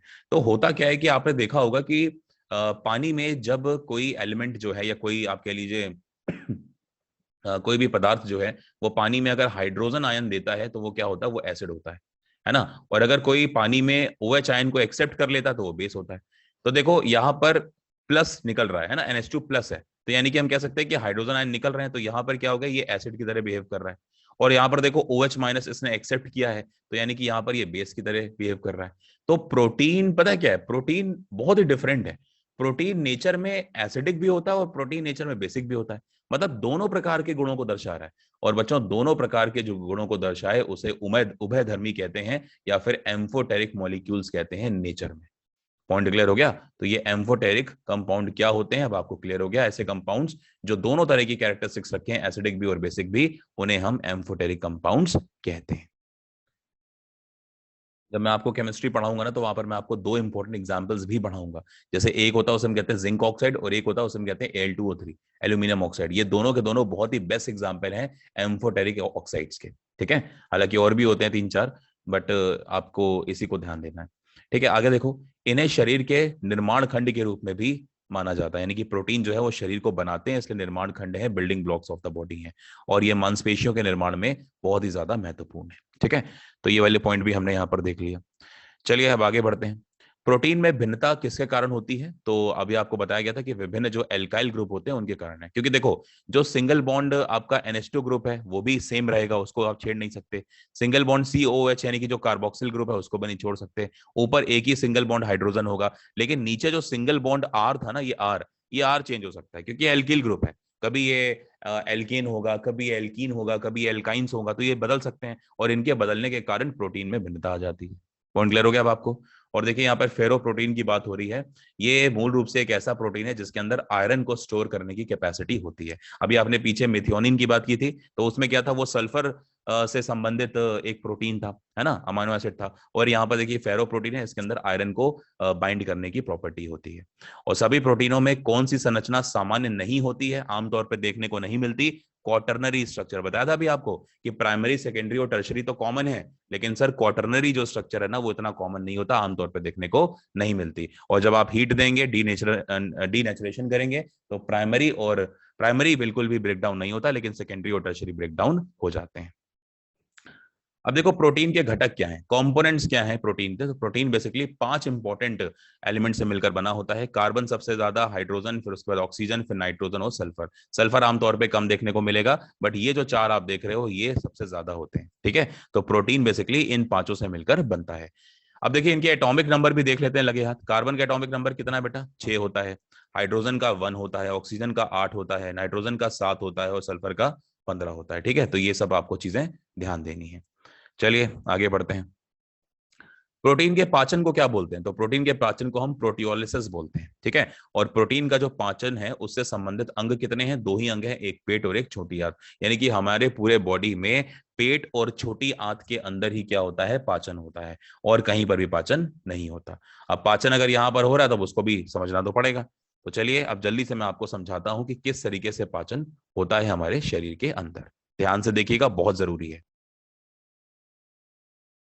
अब आप देखिए क्या होता है कि जो प्रोटीन का पाचन होता है वो 2 जगह होता है। एक तो होता है हमारे स्टमक के अंदर, है ना, और एक होता है छोटी आंत के अंदर। ठीक है, स्मॉल इंटेस्टाइन के अंदर। मैं यहां पर मेंशन करता हूं, स्मॉल इंटेस्टाइन। ठीक है, अब स्मॉल इंटेस्टाइन के भी 3 पार्ट होते हैं। एक को कहते हैं ड्यूडेनम, एक को कहते हैं इलियम और एक को कहते हैं जेजुनम। जेजुनम के अंदर पाचन नहीं होता, आपको ड्यूडेनम और इलियम को ही समझना है। मतलब बेसिकली स्टमक के अंदर, स्टमक जिसको हम एब्डोमेन भी कहते हैं, एब्डोमेन मतलब स्टमक, एब्डोमेन कैविटी सुना होगा आपने, है ना। तो ये दोनों पॉइंट तो क्लियर हो गए। तो यहां पर जो स्मॉल इंटेस्टाइन है उसके अंदर हम यहाँ पर ड्यूडेनम को ही क्या कर रहे हैं, डिस्कस कर रहे हैं अभी के लिए। ठीक है ना, पॉइंट पॉइंट क्लियर है आपको? अब देखो क्या होता है कि ये जो पेट है जो आपका पेट होता है ना, पेट के अंदर गैस्ट्रिक जूस होता है जो कि क्या करता है, प्रोटीन के पाचन में मदद करता है। और जो ड्यूडेनम है, ड्यूडेनम के अंदर 3 जूस होते हैं। देख लो, ड्यूडेनम के अंदर, स्मॉल इंटेस्टाइन के अंदर 3 जूस होते हैं। ये मैंगो जूस या फिर एप्पल जूस नहीं है, ये बॉडी के जूस हैं। एक को कहते हैं बाइल जूस, एक को कहते हैं पेनक्रियाटिक जूस और एक को कहते हैं इंटेस्टाइनल जूस। ये 3 जूस होते हैं छोटी आंत के अंदर। ठीक है, अब देखो क्या होता है कि जो बाइल जूस है उसका डाइजेशन से कोई लेना देना नहीं है, तो इसको तो मैं काट दे रहा। ठीक है, क्योंकि ये डाइजेशन में हेल्प नहीं करता। ये ड्यूडेनम के अंदर आएगा जरूर, है ना, लिवर इसको फॉर्मुलेट करेगा और ये आपके छोटी आंत के अंदर आता है। ऐसे पेनक्रियास पेनक्रियाटिक जूस को निकालता है, वो भी छोटी आंत में आता है। और छोटी आंत के अंदर इंटेस्टाइनल जूसेस तो पहले से ही होते हैं। ठीक है, तो ये तीनों आते हैं, लेकिन डाइजेशन में कौन हेल्प करेगा? एक तो ये गैस्ट्रिक जूस जो कि पेट में आपकी चीफ सेल्स होती है। गैस्ट्रिक जूस कौन बनाता है? पेट के अंदर चीफ सेल्स होती हैं, वो बनाती हैं। ठीक है, और जो ये ड्यूडेनम है इसमें पेनक्रियाटिक जूस और इंटेस्टाइनल जूस, ये दोनों प्रोटीन के पाचन में हेल्प करेंगे। ये पॉइंट क्लियर हो गया? अब देखो गैस्ट्रिक जूस किससे मिलकर बना होता है? गैस्ट्रिक जूस मिलकर बनता है हाइड्रोक्लोरिक एसिड प्लस पेप्सिनोजन नाम के एक इनएक्टिव एंजाइम और प्लस म्यूकस। इन तीनों प्लस वाटर तो होता ही है ना, वाटर भी लिखना चाहे तो लिख सकते हैं। तो इन चारों से मिलकर बनता है गैस्ट्रिक जूस। क्लियर हुआ? और यही गैस्ट्रिक जूस क्या करेगा, ये प्रोटीन के पाचन में मदद करेगा। और साथ के साथ में प्रोटीन के पाचन के लिए प्रोटीएज नाम का एक एंजाइम भी आपको यहां पर देखने को मिलेगा। कहां पर? आपके स्टमक में, और फिर जाके फाइनली प्रोटीन का पाचन होगा। क्लियर हुआ? ठीक है, तो देखो हमने अभी तक क्या सीखा कि जो पेट होता है, स्टमक होता है, स्टमक के अंदर पाचन कराने के लिए कौन रिस्पॉन्सिबल है? 2 चीजें। एक तो है गैस्ट्रिक जूस, ये भी पाचन कराता है, और इसके साथ साथ एक एंजाइम जिसका नाम है प्रोटीएज। ठीक है, प्रोटीएज जो एंजाइम है ये भी कराता है। गैस्ट्रिक जूस किससे मिलकर बना है? देखो अभी आपने देखा HCl से, है ना, पेप्सिनोजन से, इसके अलावा वाटर से और म्यूकस से। और जो प्रोटीएज है ये एंजाइम है, ये तो प्रोटीन का बना होता है। ये दोनों ही क्या करेंगी? प्रोटीन का डाइजेशन करेंगे। और पहले सबसे कॉम्प्लेक्स था प्रोटीन, तो ये दोनों प्रोटीन को तोड़ेंगे। और प्रोटीन किस में टूट जाएगा? प्रोटीन टूट जाएगा पेप्टाइड्स की छोटी छोटी चेन में, पेप्टाइड्स एंड पेप्टोन्स में टूट जाएगा। अब इतना क्लियर हो गया कि पेट में क्या हुआ कि अब पेट में यही जो प्रोटीन था वो टूट गया, और अब ये पेप्टाइड्स और पेप्टोन्स आपके आगे बढ़ेंगे पेट से। अब ये पहुंचेंगे छोटी आंत में, और जब ये छोटी आंत में पहुंचेंगे तो वहां पर 3 जूस आपको दिखाई दिए। एक तो बाइल जूस, इसके अलावा एक पैनक्रियाटिक जूस और एक इंटेस्टाइनल जूस, है ना, पित्त रस, अग्नाशय रस और आंतों का रस। तो बाइल जूस तो बेकार है क्योंकि ये तो फैट के ब्रेकडाउन में हेल्प करता है, बाइल का प्रोटीन से कोई लेना देना नहीं है ना। तो हेल्प कौन करेगा सर? पैनक्रियाटिक और इंटेस्टाइनल। तो अब आप देखो, आगे बढ़ते हैं। तो ये जो आप ड्यूडेनम देख रहे हो, तो ड्यूडेनम के अंदर आता है पैनक्रियाटिक जूस, और इलियम के अंदर आता है सर इंटेस्टाइनल जूस। भाई बाइल तो यूज नहीं करेंगे क्योंकि प्रोटीन का पाचन नहीं करता, लेकिन जो बाकी दो हैं उसमें से पैनक्रियाटिक ड्यूडेनम के अंदर दिखाई देगा, छोटी आंत का पार्ट है ड्यूडेनम, ठीक है, इसे हम ग्रहणी कहते हैं। ऐसे ही एक इलियम होता है जिसको हम इलियम ही कहते हैं आमतौर पे, और एक शेष वो भी होता है, क्या नाम है, जेजुनम भी होता है ना। तो जेजुनम जो है उसके अंदर कोई भी पाचन नहीं होता। तो ड्यूडेनम और इलियम के अंदर कौन कराएगा? इंटेस्टाइनल जूसेस कराएंगे। अब आप देखो पैनक्रियाटिक जूस के अंदर क्या होता है, एक एंजाइम होता है, उसे हम कहते हैं ट्रिप्सिनोजन, और एक होता है उसे हम कहते हैं काइमोट्रिप्सिनोजन।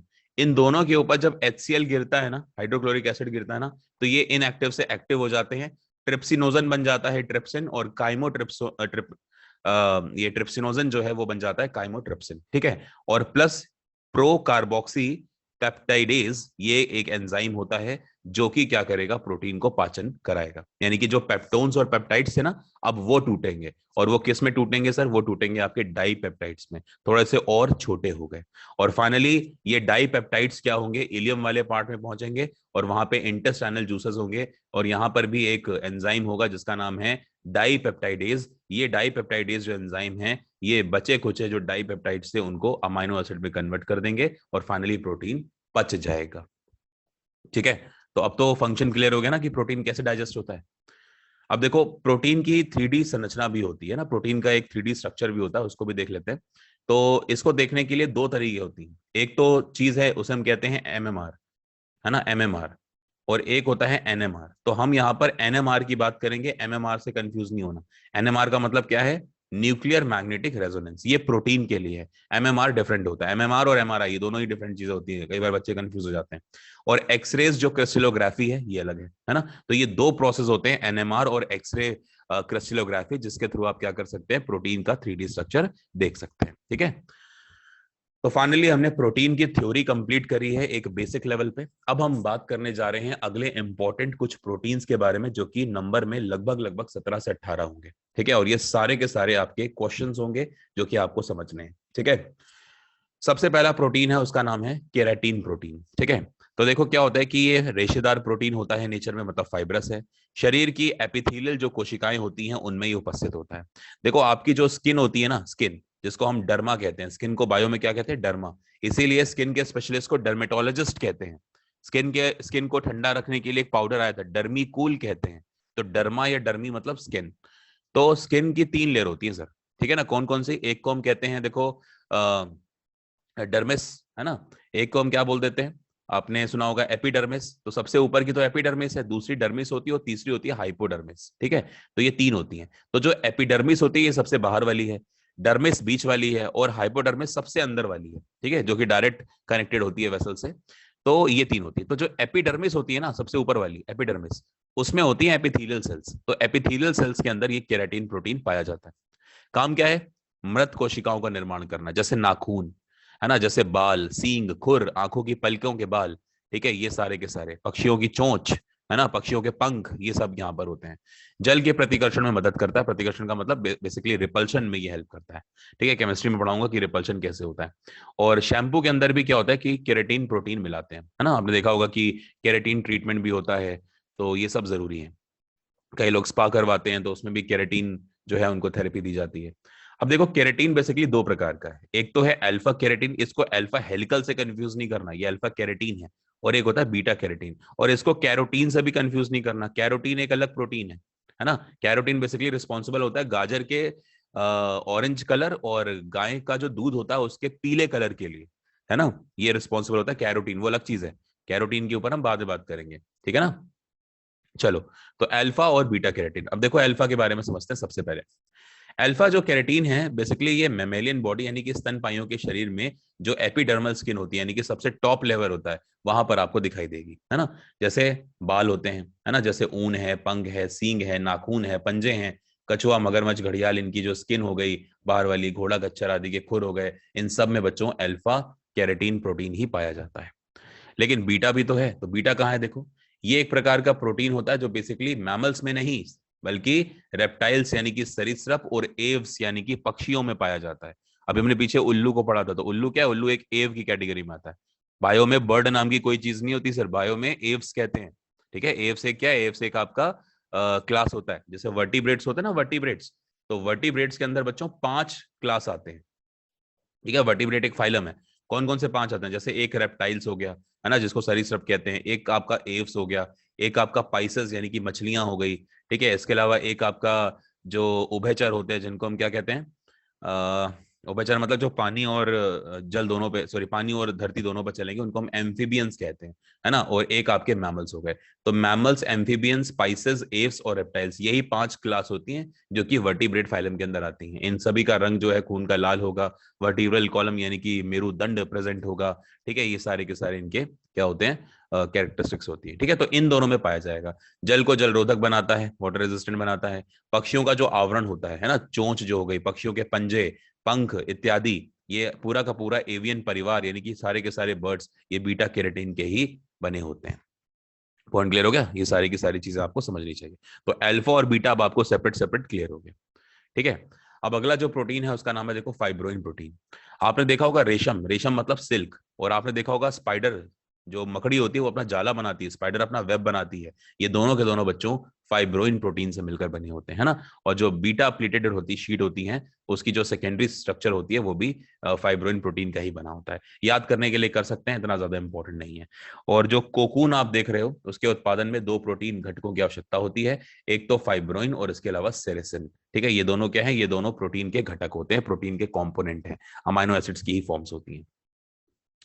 अगला प्रोटीन है उसका नाम है हिस्टोन प्रोटीन। तो हिस्टोन प्रोटीन काफी ज्यादा इंपॉर्टेंट है।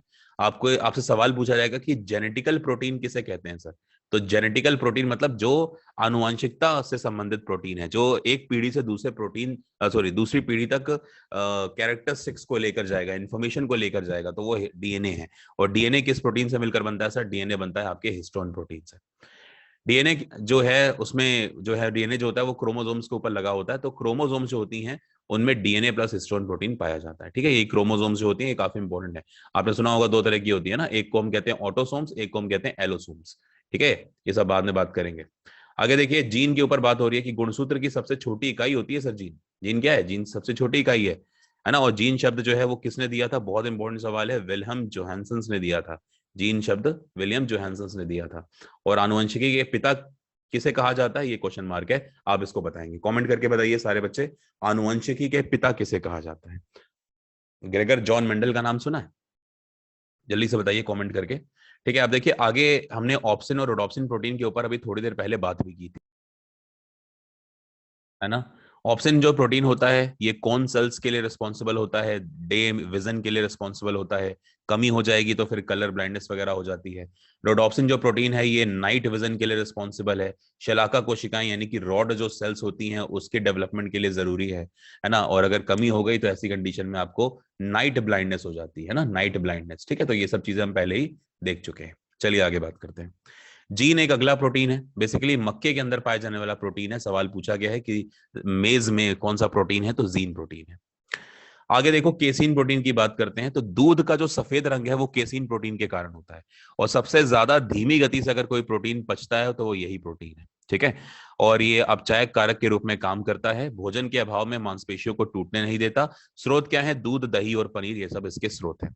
एक बात आपको और बताना चाहूंगा कि रेनिन नाम का एक एंजाइम होता है, रेनिन, RENNIN। कौन बनाता है इसको? इसको बनाता है, ध्यान रखेंगे कि जो हमारी बॉडी है, ठीक है, बॉडी बॉडी के अंदर, स्टमक के अंदर और लिवर जो है, ये दोनों इसको बनाने में हेल्प कराते हैं, ठीक है, रेनिन। अच्छा, इसको RENIN से कंफ्यूज नहीं करना, वो रेनिन अलग है, वो किडनी बनाती है ना, वो रेनिन किडनी बनाती है, ये RENNIN। तो रेनिन को ध्यान से पढ़ें, ठीक है। तो काइमोसिन और रेनिन, ये दो, काइमोसिन या रेनिन, जिसको हम रेनिन भी कहते हैं, काइमोसिन का ही दूसरा नाम है। तो ये जो आप देख रहे हो, ये बेसिकली क्या करता है, ये एक प्रोटियोलिटिक एंजाइम होता है ना। और प्रोटियोलिटिक एंजाइम होने के साथ साथ ये क्या करता है, ये जानवरों के बॉडी के अंदर बेसिकली सिंथेसिस का काम करता है, ठीक है, संश्लेषित करता है ये चीजों को। और देखो क्या होता है कि रेनिन बेसिकली दूध को पचाने में भी हेल्प करता है ना। और मजे की बात सुनिए कि रेनिन जो है ना, वो छोटे बच्चों में वो बहुत बनता है, लेकिन एडल्ट्स के अंदर रेनिन नाम का जो एंजाइम है वो ज्यादा नहीं बन पाता। इसीलिए मना किया जाता है बड़ों को कि जब ज्यादा एज हो जाती है तो फिर कुछ लोग आपने देखा होगा कि वो दूध को पीने के बाद पचा नहीं पाते, है ना, उल्टी कर देते हैं, या फिर वो जो उनका पेट वगैरह दर्द होता है। इसलिए फिर डॉक्टर्स उनको सलाह देते हैं कि आप दूध जो है वो मतलब कम पिया करें, या फिर पिए तो गुनगुना करके जो है दूध को पिए, क्योंकि एडल्ट्स की बॉडी के अंदर रेनिन नाम का एंजाइम नहीं होता, या ऑलमोस्ट कम बनता है, ठीक है। लेकिन बच्चों के अंदर बहुत ज्यादा बनता है, क्योंकि बच्चों की बेचारों की डाइट ही वही होती है, ठीक है। पॉइंट क्लियर हो गया? आगे देखो, अगला जो प्रोटीन है उसका नाम है ग्लूटेलिन प्रोटीन। अब ग्लूटेलिन जो है, ये नाम से समझ में आ रहा है ग्लूटिन, तो ग्लूटिन किस में होता है भाई? चावल वगैरह के अंदर, है ना, आटे वगैरह के अंदर। तो ये चावल के अंदर पाया जाने वाला प्रमुख प्रोटीन है, और ये तनु अम्ल या क्षार जो है उसमें क्रियाशील होता है, या कह लीजिए उसमें सोल्यूबल होता है, एक्टिव होते हुए घुल जाता है, ठीक है, ग्लूटेलिन। अगला है देखो मायोसिन और एक्टिन। तो मायोसिन की बात करते हैं, ये एक ऐसा प्रोटीन है जो रासायनिक ऊर्जा को एटीपी के रूप में यांत्रिक ऊर्जा में परिवर्तित करता है। मायोसिन क्या करता है? मसल्स को फॉर्म करता है। मसल्स कैसे बनती हैं? जो केमिकल एनर्जी होती है, जैसे आपने रेस्पिरेशन किया ना, तो रेस्पिरेशन से केमिकल एनर्जी जो है वो एटीपी के अंदर कन्वर्ट होती है, और एटीपी से मैकेनिकल एनर्जी, मतलब आपको दौड़ने कूदने भागने के लिए ऊर्जा प्राप्त होती है। तो ये सारा का सारा सिस्टम है। और क्योंकि मसल्स को एनर्जी दे रहा है, तो इसलिए मोटर की तरह काम करता है, तो मोटर प्रोटीन भी कहते हैं। संकुचनशील प्रकृति का होता है, आपने देखा होगा आपकी जो मसल्स होती है वो संकुचित हो सकती हैं, है ना। तो इस चीज को भी आप ध्यान रखें। ज्यादातर पेशी में प्रस्तुत होता है, और मांसपेशियों में एक्टिन भी मौजूद होता है। एक्टिन क्या है? एक्टिन भी एक प्रकार का प्रोटीन है। तो दोनों ही प्रोटीन्स की वजह से मांसपेशियां आपकी डेवलप होती हैं। अगला है देखो साइटोक्रोम और ग्लोबिन, है ना। तो साइटोक्रोम क्या है? ये श्वसन में हेल्प करता है, और एटीपी के सिंथेसिस में भी हेल्प करता है। याद कर लो कि रेस्पिरेशन में कौन सा प्रोटीन हेल्प करता है? साइटोक्रोम, ठीक है। एक्चुअली में ये डाइपेप्टाइड का फॉर्म होता है। और फिर हम ग्लोबिन की बात करते हैं, तो ग्लोबिन क्या है? कशेरुकियों के रक्त में पाया जाता है। ग्लोबिन ये एक गोलाकार प्रोटीन होता है ना, जैसे भी आपने देखा भी था हीमोग्लोबिन। तो हीमोग्लोबिन में जो ग्लोबिन है वो वर्टिब्रेट्स के ब्लड के अंदर पाया जाता है, रेड कलर का होता है, आयरन की वजह से रेड होता है। अगला देखो ल्यूसीफेरिन या ल्यूसीफेरस प्रोटीन, है ना। जुगनू देखा था ना अभी, तो जो फायर फ्लाइज होती हैं, जो जुगनू होते हैं, तो जुगनू में रोशनी के लिए जिम्मेदार जो प्रोटीन है वो यही ल्यूसीफेरस या ल्यूसीफेरिन प्रोटीन है। अगला है कोलेजन, बहुत बहुत इंपॉर्टेंट। आपने देखा था अभी कि जब हम सिर्फ अगर एनिमल्स की बात करें, प्लांट को छोड़ दें, तो सर्वाधिक मात्रा में पाए जाने वाला प्रोटीन है कोलेजन, देखा था ना अभी। और कोलेजन आया किससे? कोलेजन एक ग्रीक शब्द कोल्ला से आया, जिसका मतलब होता है गोंद। तो पूरे की पूरे बॉडी के अंदर आपके कोलेजन भरा पड़ा है एक तरह से। त्वचा में उपस्थित होता है, ध्यान रखें, त्वचा को हम डर्मा भी बोलते हैं। ये शरीर के विभिन्न संयोजी ऊतकों, है ना, यानी कि जो आपके कह लीजिए कनेक्टिव टिश्यू होते हैं, जैसे ब्लड है, जैसे लिम्फ है, इनकी बात हो रही है, तो इनमें बायोमेट्रिक्स के रूप में ये मतलब मौजूद होता है, ठीक है। एक तरह से इसी के ऊपर क्या होता है, जो प्रोटीन आप खाते हो ना, तो प्रोटीन इसी के ऊपर जमना शुरू हो जाता है, तो उससे मसल्स बनती हैं। आप इसको ऐसे समझ सकते हो, मसल्स आपकी कुछ और नहीं बल्कि कोलेजन प्रोटीन ही है, और मायोसिन और एक्टिन प्रोटीन ही है। यह त्वचा को मजबूत करने के साथ साथ लोच और हाइड्रेशन भी प्रदान करता है। लोच मतलब इलास्टिसिटी देता है आपको। अगले दो देखिए, अल्फा अमाइलेज है और उसके अलावा प्रोलेमिन्स है। अल्फा अमाइलेज की बात करें तो मनुष्य के लार में ये पाया जाता है प्रोटीन, इसको ध्यान दें। और प्रोलेमिन्स जो है, नाम से पता लग रहा है, दालें और अनाज में पाया जाता है प्रोलेमिन्स, ठीक है। तो ये दोनों भी क्लियर हो गए। अगला है एल्ब्यूमिन। एल्ब्यूमिन हमने बात भी करी थी, अंडे वगैरह में पाया जाता है, गोलाकार प्रोटीन है एक प्रकार का, ठीक है, जो आपके लीवर द्वारा बनाया जाता है। देखो एल्ब्यूमिन कौन बनाता है? लीवर बनाता है। और मनुष्य के रक्त प्लाज्मा के अंदर ये मौजूद होता है, ब्लड प्लाज्मा में होता है ये आपके शरीर में हार्मोन, विटामिन और एंजाइम को भी कैरी करता है। और जो हमारी बॉडी में ऑस्मोटिक बैलेंस होता है उसको भी क्या करता है? ये कंट्रोल करता है। ऑस्मोटिक बैलेंस का मतलब वाटर प्लस सॉल्ट का जो बैलेंस होता है ना, वाटर प्लस सॉल्ट का बैलेंस, उसी को ऑस्मोटिक बैलेंस कहते हैं। आपने देखा होगा कई बार कि जब किसी को बहुत ज्यादा मतलब लूज मोशंस हो जाते हैं, तो उसकी बॉडी से क्या होता है, पानी निकल जाता है ना। तो जब डिहाइड्रेट हो जाती है बॉडी तो ऐसे में ऑस्मोटिक बैलेंस बिगड़ जाता है, तो उसको इलेक्ट्रॉल वगैरह घोल के देते हैं। तो इलेक्ट्रॉल बहुत अच्छा एक स्रोत होता है ऑस्मोटिक बैलेंस को बनाने का। एल्बुमिन प्रोटीन कहाँ कहाँ मिलेगा आपको? गौ मांस के अंदर होता है, दूध में होता है, कॉटेज चीज में होता है, अंडों में होता है, मछली में होता है, दही में होता है, ठीक है। और ये सारे के सारे कुछ इंपॉर्टेंट सोर्सेज होते हैं, ठीक है। ध्यान से पढ़िएगा, किसी भी प्रकार की कोई टिप्पणी करने की आवश्यकता नहीं, जिससे यहाँ पे बीफ वगैरह लिखा है तो मैं मान के चलूंगा कि आप सभी समझदार लोग हैं, है ना। इस प्रकार के कभी अगर शब्द आते हैं तो हम सिर्फ साइंस पॉइंट ऑफ व्यू से उसको पढ़ रहे हैं। मैं बिल्कुल यहाँ पर ये नहीं कह रहा कि किसी को खाने की आवश्यकता है, ठीक है। अगर आप वेजिटेरियन है तो भी ठीक है, नॉन वेजिटेरियन है तो भी ठीक है, डिपेंड करता है कि आपको क्या चीज सही लगती है। चलिए आगे बात करते हैं। कैरोटीन प्रोटीन, ये भी इंपॉर्टेंट है। कैरोटीन प्रोटीन में गाजर के नारंगी रंग के लिए रिस्पॉन्सिबल होता है, अभी मैंने आपको बताया भी था। इसके अलावा जो कैरोटीन है वो वसा में घुलनशील होता है, फैट सॉल्युबल होता है। गाय के दूध में, मलाई में, मक्खन, घी, अन्य ये सब आपने देखा होगा लगभग पीले रंग के होते हैं, तो ये बेसिकली कैरोटीन प्रोटीन के कारण ही होता है। बेसिकली गाय के दूध का पीला रंग कैरोटीन के कारण, और गाजर का नारंगी रंग कैरोटीन के कारण है। आखिरी प्रोटीन के ऊपर बात करते हैं, ये 18वां प्रोटीन है, मायोग्लोबिन कहते हैं इसको। मायोग्लोबिन बेसिकली एक ऐसा प्रोटीन है जिसके अंदर आयरन पाया जाता है और ये ऑक्सीजन को बाइंड करता है, ठीक है। सामान्य रूप से बेसिकली जो वर्टिब्रेट्स होते हैं उनके उनके हृदय, उनके कंकाल और मांसपेशियों के ऊतक वगैरह इसी प्रोटीन के बने होते हैं। और जो मायोग्लोबिन आप देख रहे हो ये तृतीयक संरचना वाला प्रोटीन होता है, मतलब इसके अंदर टर्शरी स्ट्रक्चर होता है, ठीक है। तो मेरे ख्याल से अब आपको क्लियर हो गया होगा। अब हम यहाँ पर आगे बढ़ते हैं और बात करते हैं प्रोटीन से संबंधित रोगों की, कि आखिरकार प्रोटीन से कौन कौन से संबंधित रोग हो सकते हैं। तो मैंने आपको बताया था दो प्रकार के हो सकते हैं, एक तो क्वाशियोरकर और एक मेरास्मस। तो चलिए जल्दी से इसके ऊपर बात करते हैं। आप देख सकते हैं आपके सामने इस समय स्क्रीन पे दो इमेजेस हैं। एक बच्चा है जिसका पेट आपको थोड़ा सा मोटा दिख रहा होगा, और देखा जाए तो ये बेचारा भी कुपोषण का शिकार है, माल न्यूट्रिशन है यहाँ पर। और दूसरा वाला जो देख रहे हैं तो उसका पेट बिल्कुल दबा हुआ है, पेट तो बिल्कुल दिखाई नहीं दे रहा, अंदर की बस आपको अस्थियां दिखाई दे रही हैं, हड्डियां दिखाई दे रही हैं, तो ये मेरास्मस का शिकार है, ठीक है। तो थोड़ा सा आपने देखा होगा कि क्वाशियोरकर में हल्का सा थोड़ा मोटापा मोटापा सा फील होता है, लेकिन मेरास्मस के अंदर तो बेचारा एकदम ही सूख जाता है इंसान, है ना। इंसान ही मतलब बच्चों को बीमारी होती है ये। देखिए ये इंग्लिश में भी है आगे, अगर आप इंग्लिश में देखना चाहते हैं तो देख सकते हैं, ठीक है। मैं जल्दी से हिंदी में यहाँ पर एक्सप्लेन करूंगा। देखिए क्वाशियोरकर एक प्रकार का कुपोषण होता है और मेरास्मस भी एक प्रकार का सर कुपोषण ही होता है। बस फर्क क्या है? फर्क यह है कि जब प्रोटीन की कमी होती है तो सिर्फ प्रोटीन की कमी से क्वाशियोरकर होगा, लेकिन जब प्रोटीन और कार्बोहाइड्रेट और वसा इन तीनों की कमी हो जाएगी तो सर उससे मेरास्मस होता है, ठीक है।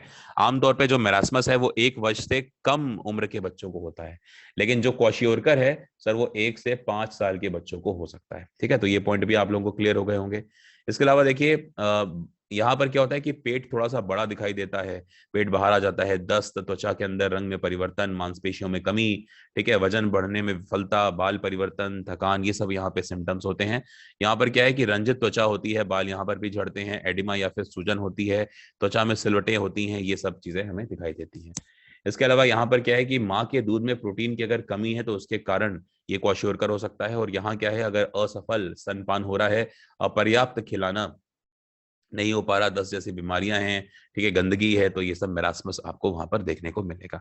आमतौर पे दो ही बातें ध्यान रखनी है, क्वाशियोरकर के अंदर क्या है कि प्रोटीन की कमी होगी, मेरास्मस में तीनों की कमी होगी, मैक्रोन्यूट्रिएंट्स की कमी से मेरास्मस होता है।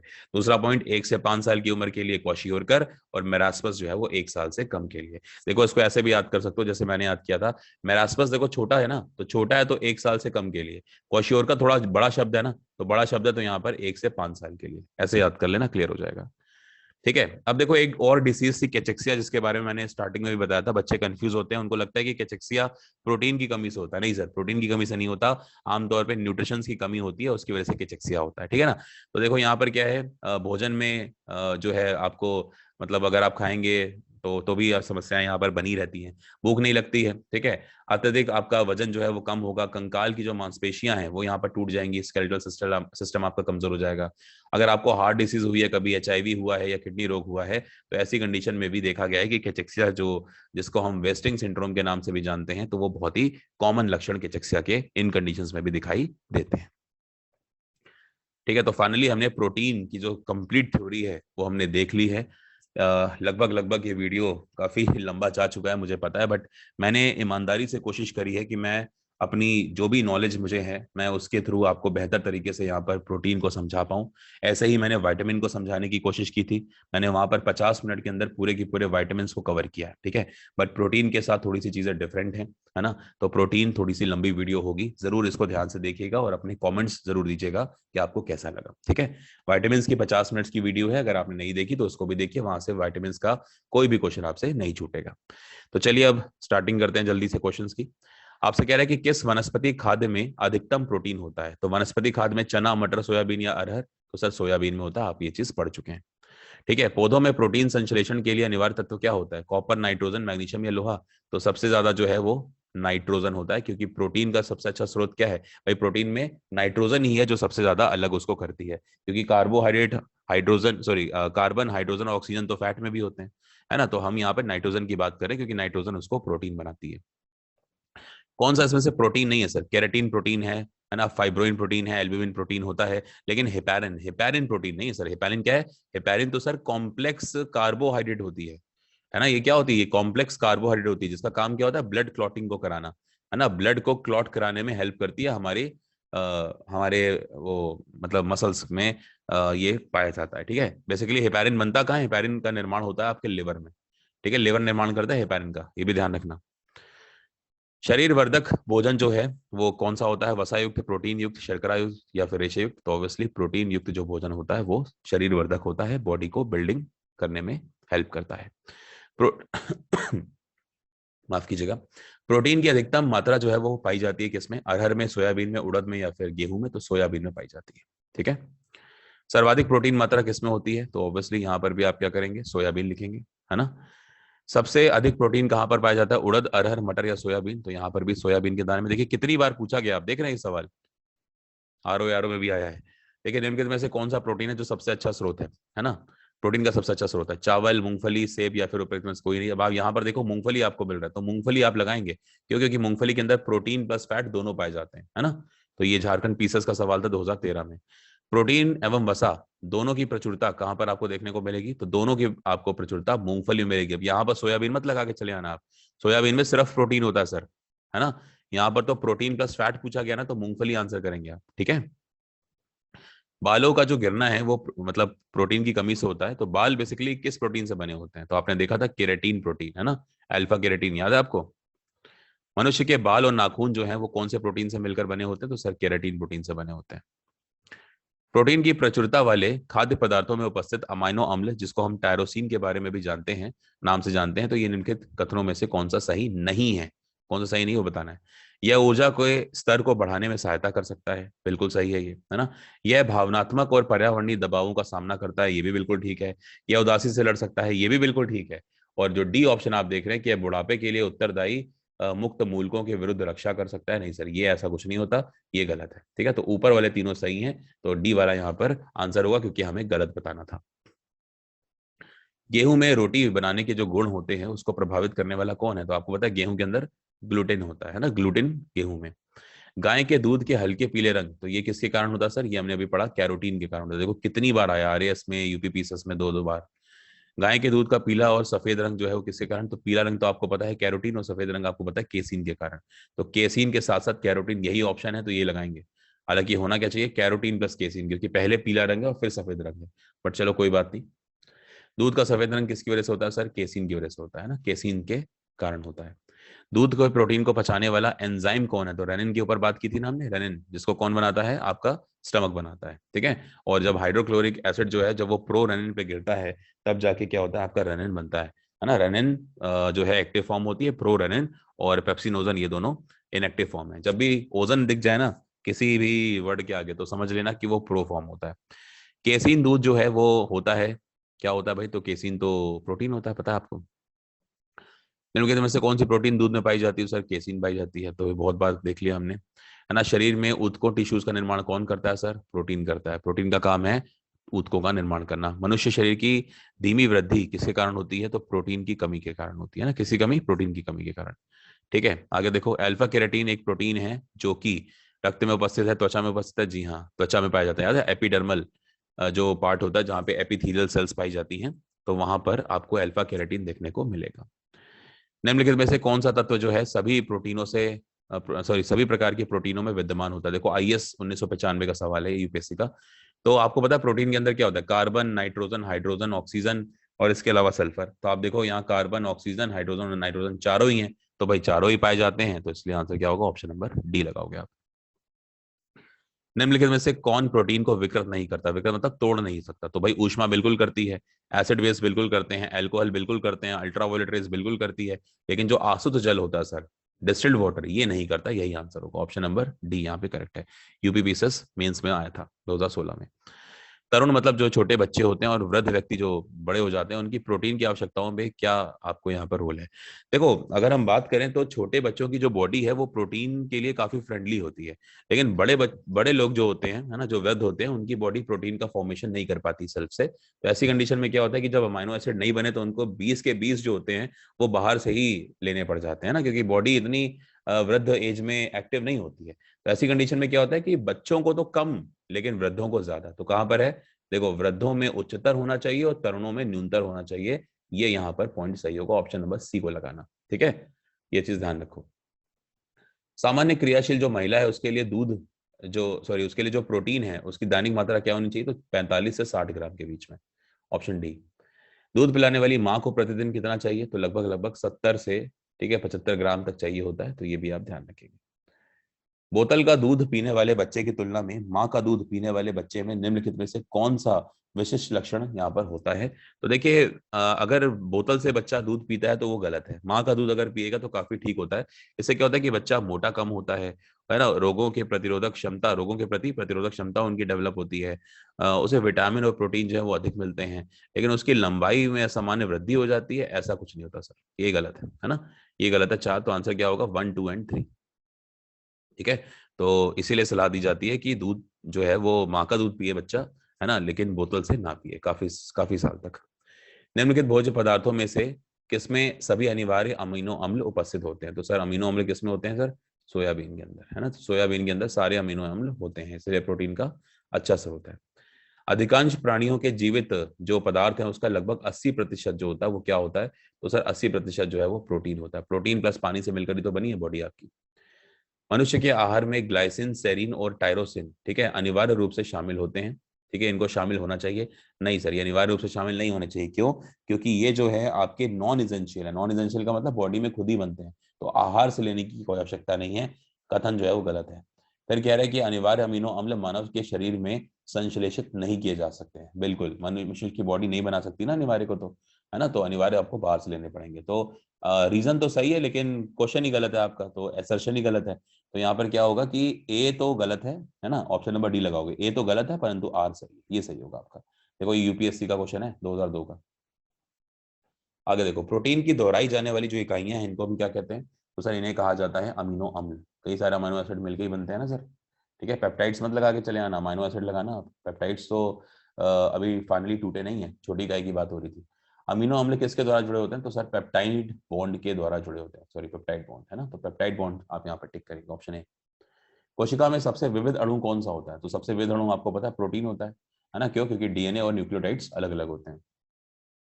जानवरों की दुनिया में सबसे प्रचुर मात्रा में प्रोटीन कौन सा है, देखो जानवर मतलब हम बात करें एनिमेलिया की, तो एनिमेलिया में कोलाजन नाम का प्रोटीन होता है, जबकि आपको पता है कि एनिमेलिया प्लस प्लांटेनम की बात करेंगे तो वहां पर रुबिस्को था। याद आया, वहां पर क्या था, वहां पर आपका रुबिस्को था। आगे देखो, प्रोटीन की संरचना को किस कारण नष्ट नहीं किया जा सकता, है ना, किस कारण नष्ट नहीं कर सकता, पराबैंगनी किरणें बिल्कुल कर सकती हैं, है ना, रेडियो तरंगे बिल्कुल कर सकती हैं, सूक्ष्म तरंगे कर सकती हैं, अवरक्त किरणें। तो यहाँ पर लिखा है कि अच्छा नष्ट किया जा सकता है, तो नष्ट किया जा सकता है तो पराबैंगनी किरणें जरूर करेगी, है ना, तो पराबैंगनी किरणें बल्कि सबसे ज्यादा करती हैं, तो इसलिए आंसर आप पराबैंगनी लगाओगे। अल्ट्रावायलेट रेस की बात हो रही है, कौन सा कर सकता है, तो पराबैंगनी। फ्रेडरिक सेंगर या फिर फ्रीडरिक सेंगर की हमने बात की थी, इनके द्वारा अनुक्रमित पहला प्रोटीन कौन सा है, तो हमने देखा था इंसुलिन को उन्होंने बनाया था, है ना। आगे देखो, प्रोटीन का दो प्रकार में वर्गीकरण निर्भर होता है, तो प्रोटीन दो प्रकार से टूटता है किस बेसिस पे, एक तो इसेंशियल और एक नॉन इसेंशियल अमीनो एसिड्स। तो ये अमीनो एसिड के प्रकार के आधार पर हम ऐसा कर पाते हैं। ठीक है, दो, क्योंकि दो प्रकार के होते हैं ना, एक इसेंशियल और एक नॉन इसेंशियल, तो अमीनो एसिड की संख्या मत लगा देना, अमीनो एसिड के प्रकार के बेसिस पे, इसेंशियल और नॉन इसेंशियल। सामान्य माध्यमिक संरचना कौन सी होती है, तो सर अल्फा जो हेलिक्स आप देख रहे हैं यही सामान्य होती है। ठीक है, अल्फा हेलिक्स। आगे बढ़ते हैं। Just a minute. जी आगे बढ़ते हैं। देखिए अब यहाँ पर हम 40 क्वेश्चन नंबर 40 की बात करेंगे, ठीक है। अब आप देखो यहाँ पे बात हो रही है कि मायोग्लोबिन जो है वो बेसिकली क्या है ना। तो मायोग्लोबिन के बारे में आप जानते हैं कि ये प्राथमिक संरचना के साथ प्रोटीन होता है, ये माध्यमिक संरचना के साथ प्रोटीन होता है, या फिर ये तृतीयक संरचना के साथ होता है, या फिर अगर हम बात करें, जस्ट अ मिनट,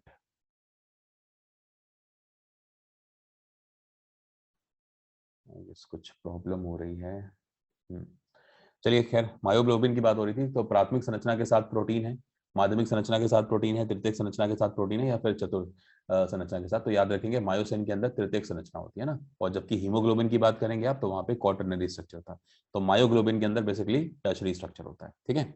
आगे देखो, फिर आपसे कह रहे हैं कि रेशेदार जो प्रोटीन है जैसे रेशम, फाइब्रोइन, इनकी बात हो रही है यहाँ पे। तो ये पॉलीपेप्टाइड श्रृंखलाएं इसमें होती हैं जो कि व्यवस्थित होती हैं कैसे। तो याद रखिएगा कि जो भी रेशम वगैरह ये सब चीजें होती है ना, तो ये अल्फा हेलिक्स और बी प्लेटेड शीट जो है दोनों में ही होती है, ठीक है। तो आप यहाँ पर ए और बी दोनों ही लगा सकते हो, बट अगर बेस्ट लगाना चाहते हो तो रेशम फाइब्रोइन जो है उसके लिए आप लगाओगे यहाँ पे बी प्लेटेड शीट्स, ठीक है। ये ध्यान रखना। आगे लिखा हुआ है कि अल्फा हेलिक्स में क्या रहता है। तो आपको बताया मैंने 3.6 अमाइनो एसिड्स होते हैं अवशेष प्रति टन, ठीक है। हमने बात भी करी थी 3.6 के ऊपर। आगे देखिए, तृतीयक संरचना का रख रखाव किसके द्वारा किया जाता है। तो सर ये बेसिकली जो हमारा जो हमारा ये टर्शरी स्ट्रक्चर होता है ना, तो इसके अंदर क्या होता है, देखो ध्यान रखना, पेप्टाइड बॉन्ड भी होते हैं, हाइड्रोजन बॉन्ड भी होता है, और डाइसल्फाइड बॉन्ड भी होते हैं कई बार, ठीक है। तो ये दोनों चीज ध्यान रखोगे। तो बेसिकली हम यहाँ पर पेप्टाइड बॉन्ड को लगाएंगे, क्योंकि अच्छा ऊपर के सभी लिखा है, तो फिर हम यहाँ पर ऑप्शन नंबर डी को लगाएंगे, क्योंकि तीनों ही यहाँ पर होते हैं, ठीक है। तो ऑप्शन नंबर डी लगाना। थोड़ा सा आप कह लीजिए डीप में जाकर ये सवाल पूछा गया, तो चारों ही हो सकते हैं, ठीक है, मतलब तीनों ही हो सकते हैं। हीमोग्लोबिन प्रोटीन में कौन सी संरचना होती है। तो मैंने आपको बताया कि क्वाटरनरी स्ट्रक्चर होता है हीमोग्लोबिन में, लेकिन मायोग्लोबिन में टर्शरी स्ट्रक्चर होता है। प्रोटीन की 3D संरचना किसके द्वारा निर्धारित की जा सकती है। तो हमने आपको बताया था कि एनएमआर और एक्स क्रिस्टलोग्राफी दोनों ही कर सकते हैं। तो आंसर क्या होगा, बोथ ए एंड बी, है ना, ऑप्शन सी लगाना आप यहाँ पे। 46 को देखो, लिखा हुआ है कि प्रोटीन की प्राथमिक संरचना का प्रतिनिधित्व कौन करता है। तो पेप्टाइड बॉन्ड से जुड़े अमीनो एसिड का रैखिक अनुक्रम, प्रोटीन की त्रिआयामी संरचना, प्रोटीन की पेचदार संरचना, या फिर प्रोटीन की उप-इकाई संरचना। तो आंसर क्या होगा, ऑप्शन नंबर ए। आपको पता है कि प्रोटीन का जो प्राइमरी स्ट्रक्चर होता है उसके अंदर जो पेप्टाइड्स होते हैं, है ना, पेप्टाइड बॉन्ड्स, वो अमीनो एसिड्स वहां पर होते हैं पेप्टाइड बॉन्ड्स के थ्रू काफी सारे।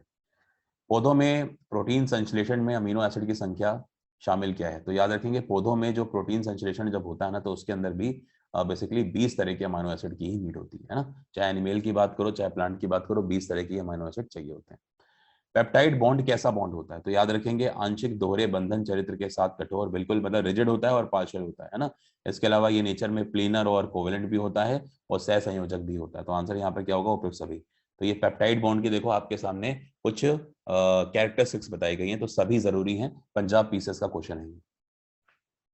उच्च तापमान पर प्रोटीन क्या होते हैं। तो उच्च तापमान पर प्रोटीन नष्ट हो जाते हैं, निष्क्रिय हो जाते हैं या विकृत हो जाते हैं। तो ध्यान रखेंगे, जब उच्च तापमान आएगा तो ऐसे में प्रोटीन नष्ट भी हो सकते हैं, निष्क्रिय भी हो सकते हैं। तो आंसर लगाएंगे ऑप्शन डी, ए और बी दोनों, ठीक है। जब टेम्परेचर बढ़ाएंगे तो नष्ट भी हो सकते हैं प्रोटीन, और इसके अलावा प्रोटीन जो है वो निष्क्रिय भी हो सकते हैं।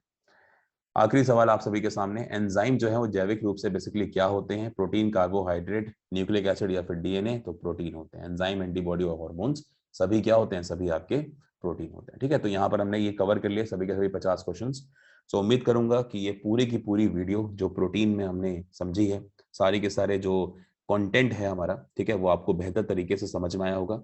एक बहुत ही डेडिकेटेड वीडियो है। मुझे पूरी उम्मीद है कि किसी भी एग्जाम की अगर आप तैयारी कर रहे हैं, है ना, तो प्रोटीन से बाहर क्वेश्चन यहाँ से नहीं बनेगा। ऑल्दो मैं फिर से क्लियर करना चाहूंगा कि ये मैं कॉम्पिटिटिव एग्जाम्स की बात कर रहा हूँ, मतलब मैं बेसिकली स्टेट पीसीएस, यूपीएससी, इन सभी एग्जाम्स की बात कर रहा हूँ, एसएससी वगैरह या फिर यूपीएससी कमीशन के द्वारा कंडक्ट किए जाने वाले एग्जाम्स। अगर आप नीट की प्रिपरेशन कर रहे हैं या एम्स वगैरह की प्रिपरेशन कर रहे हैं, तो ऑब्वियसली वहां पर लेवल बहुत ज्यादा होता है, तो उसकी हम यहाँ पर बिल्कुल भी बात नहीं कर रहे। बट फिर भी अगर आप नीट के भी प्रीवियस ईयर क्वेश्चन पेपर्स उठा के देखेंगे तो इस वीडियो में से बहुत सारे क्वेश्चंस आपको प्रीवियस ईयर में मिल जाएंगे। तो आई विश कि आपको अच्छा लगा होगा इस वीडियो को देखकर, और आप सभी कमेंट करके बता सकते हैं कि आपको वीडियो कैसी लगी, जरूर कमेंट करेगा। और इसके साथ के साथ में जो भी इंपॉर्टेंट आपको लगता है कि टॉपिक है जिसके ऊपर एक डेडिकेटेड वीडियो होनी चाहिए, एक सिंगल शॉर्ट वीडियो के अंदर सारा का सारा कंटेंट कवर होना चाहिए, तो जरूर बताइएगा, हम उसे जल्दी ही आपके लिए शूट करेंगे और आपके लिए आप तक लेकर आएंगे। ठीक है, so thank you very much, खुश रहिए। इस समय सुबह के 3:30 बज रहे हैं जब मैं इस वीडियो को खत्म कर रहा हूँ। उम्मीद करूंगा कि आपको ये वीडियो बहुत पसंद आएगी। Thank you very much, take care, बने रहिए स्टडी फॉर सिविल सर्विसेज के साथ, अपने माँ बाप को खुशी दीजिए अपने एग्जाम में सिलेक्शन को प्राप्त करके। Thank you very much, take care, good bye, happy learning.